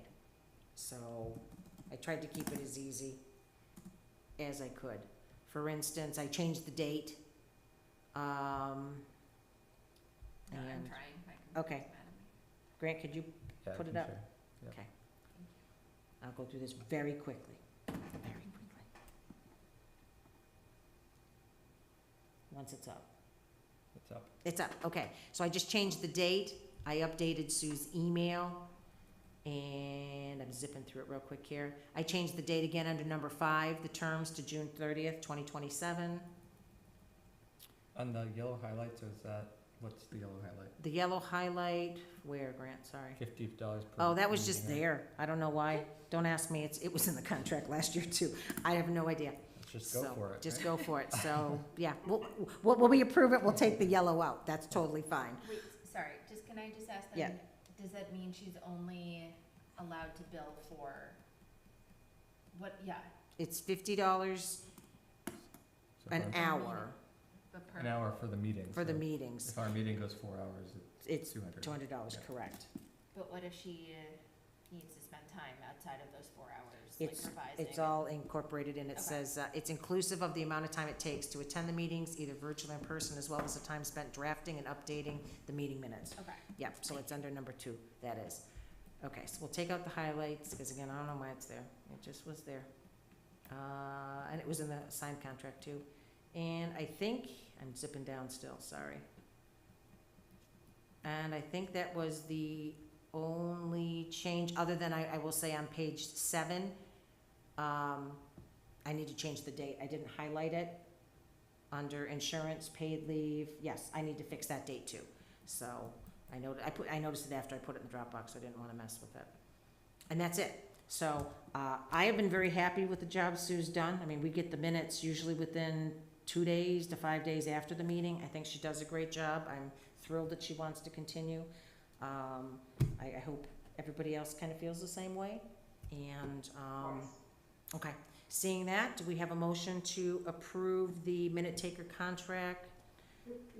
excuse me, Lisa. Sure. Can you just scroll back to the last page? Sure. I think there's a date in there that needs to be changed. Oh, did I miss one, Claire? Hold on. Yeah, I think so. I A don't little bit higher. see it. Oh, yeah, we changed that one, the June right there. Yeah. Yes, I already said that one. Yep, good catch Oh, though. okay. I'm Yep. sorry, I was- Nope. okay. Totally fine, Claire, thank you. So, let's see, so let me do it again. Do we have a motion to approve the minute taker contract dated July 1st, 2026? So moved. Do we have to As say amended. As amended? As amended, yep.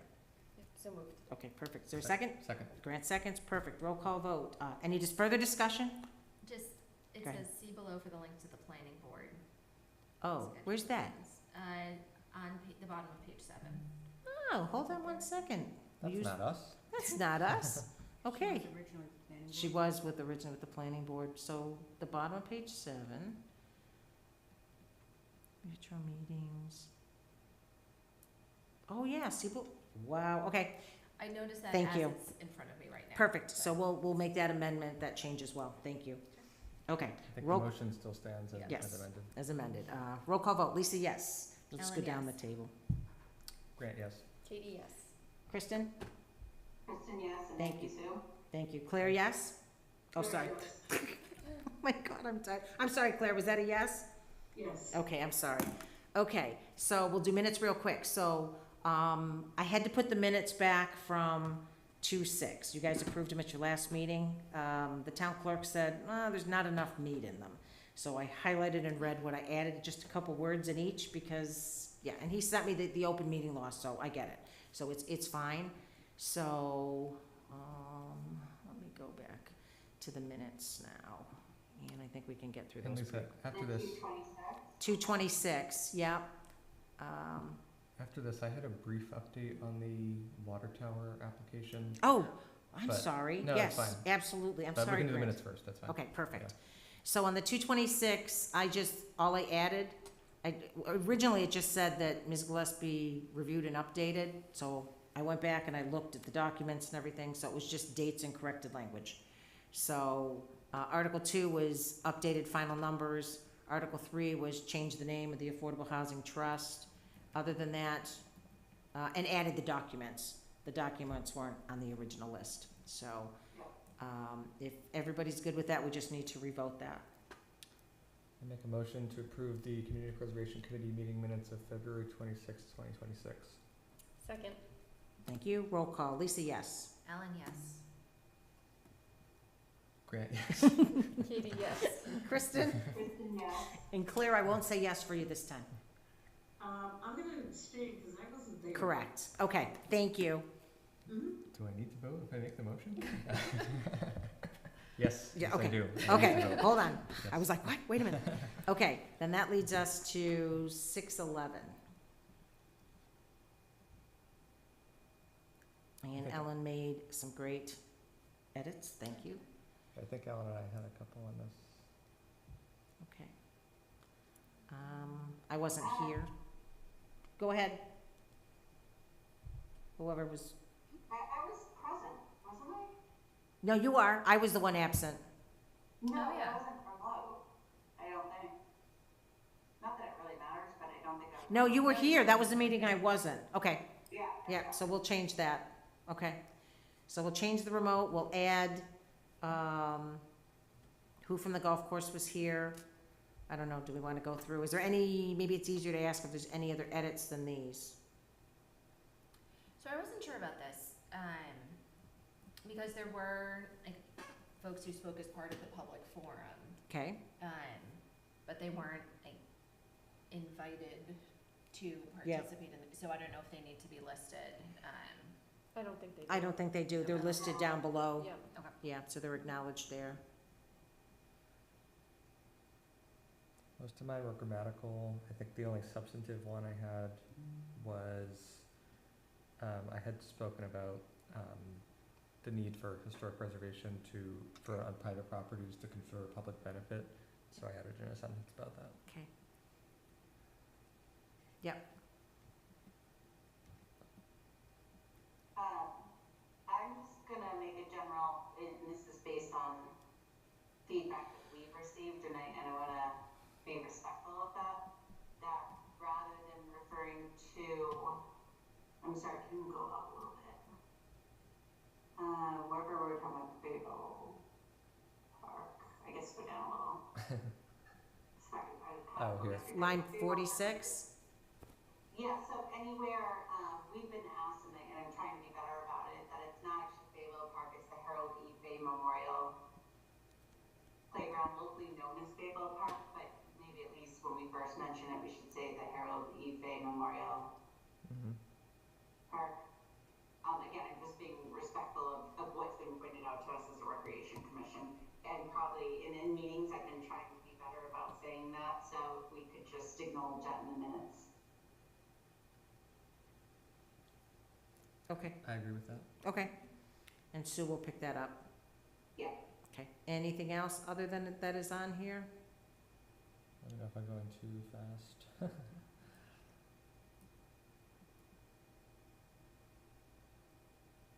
Or are there any other edits than that are on here? Okay, I don't have any. okay. That being said, I make a motion to approve the Community Preservation Committee meeting minutes of June 11th, 2026, as amended. as amended. Second. Roll call vote. Lisa abstain. Ellen, yes. Grant, yes. Katie, yes. Kristen? Kristen, yes. Claire? Yes. Thank you. Okay, it is 10:25. We can just as easily have Freddie send out a text tomorrow on people's schedules to see what works, if everybody's good with that. Yes. Yeah, Okay. and actually, Ellen, I can probably work with you offline real quick on if everyone's good with that on the recreation signs, we're all in agreement on where at least the ones for the volleyball court and the Richardson tennis court should go, so I feel like we can wrap that up Okay. offline if you guys are okay with that. I think you need to Yeah, have a meeting. 'Cause didn't you just vote on the library? So, yeah, I think we can check in and move things forward and Yeah, then and be we'll- ready to bring yeah, for the more next back to meeting. the next. I'll get everything Alright. kind of like signed, sealed, ready to go with Ellen. okay. And then, so next time we can just do a quick vote. Okay, so we'll send out a text for next meeting dates. Claire, are you interested in working with me on creating an open letter for CPC to businesses that we briefly touched on? I know it's not on the agenda, but I'm just asking the question if you and I want to talk offline and create a letter that we can send to businesses, thanking them for their support. Is that something you're interested in?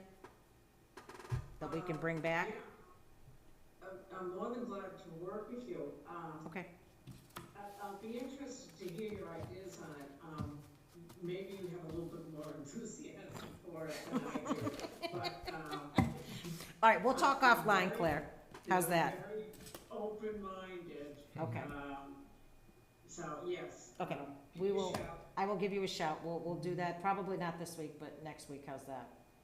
Okay. Okay, that's fine. perfect. And I'll be putting down my points that I think you really need to include to make sure Well- that, our letter is good. I agree. So do you want to start a draft on it? And then, Absolutely, yeah. all right, and then I'll step in and kind of put my thoughts in, but I probably am going to agree with your thoughts anyway. So, okay, next up, do we have a motion to adjourn? Nope, water tower. Oh, It'll be super thank quick. you. I'm so tired. Wait, did Grant do his update? He's No, doing it right I'm now. gonna do it now. They caught me, Claire. So I know for a while there was kind of some uncertainty about moving forward with the water tower application. Historical was kind of considering like a separate path. I think we talked about it, about using it for columbarium and kind of exploring that. That kind of has gone nowhere and I think is not going to go anywhere. So I just wanted to let you know that Historical is fully committed to moving forward with the CPC application. We have been in contact with the historical restoration expert who's going to do the study. I think he's like returning from his honeymoon or something like that. So we don't have that sense of like, that's a great thing to bombard him with right now, obviously. But we don't have a great sense of the timing. But I know Kevin is interested in having him do the report quickly. So I don't have anything other than we're interested in moving forward and we'll try For annual town meeting? I can't say. It's tight time frame. Yeah, I know so Yeah. I think from Historical's end, there's nothing special about getting it done by special town meeting, like, Okay. there's nothing urgent. Yeah. If it happens, we get the study and we get all your questions Yeah. answered, but, I can talk to Kevin more, but I think based on what I had spoken to him We'll have him about, that, come, like, you guys can talk and he Yeah, can come to the next but, meeting too. if it goes to annual, I could, Yeah, I'm just, perfectly reasonable, We had right, so. I'm June just- 30th deadline. Right, You had so- a June 30th deadline for, Yeah, so the application Oh. itself hasn't changed and it's just still the same. other than the cost, we don't have the Yeah, hard it's still costs and everything everything, is, so. yeah. All right. I'll put it, it'll be on the agenda, it'll stay on like it always does, Yeah. so, all right. And thank if you want to remove it, like, if you're, Mm-mm. yeah, it's up to you, I guess, in No. terms of I think it stays on. entertaining it versus not, but I just thought I'd let you know that. Awesome. Okay, do we have a motion to adjourn? So moved. Thank you. Second. Do we have, I'll second, that's okay. Roll call vote. Lisa, yes. Ellen, yes. Grant, yes. Katie, yes. Kristen, yes. Thank you. Claire? Sorry, Claire, yes. Thank you. All right, everybody, thank you so much. Thanks, everyone. Thank you. Bye, guys. Bye. Good one. Have a good night. All right.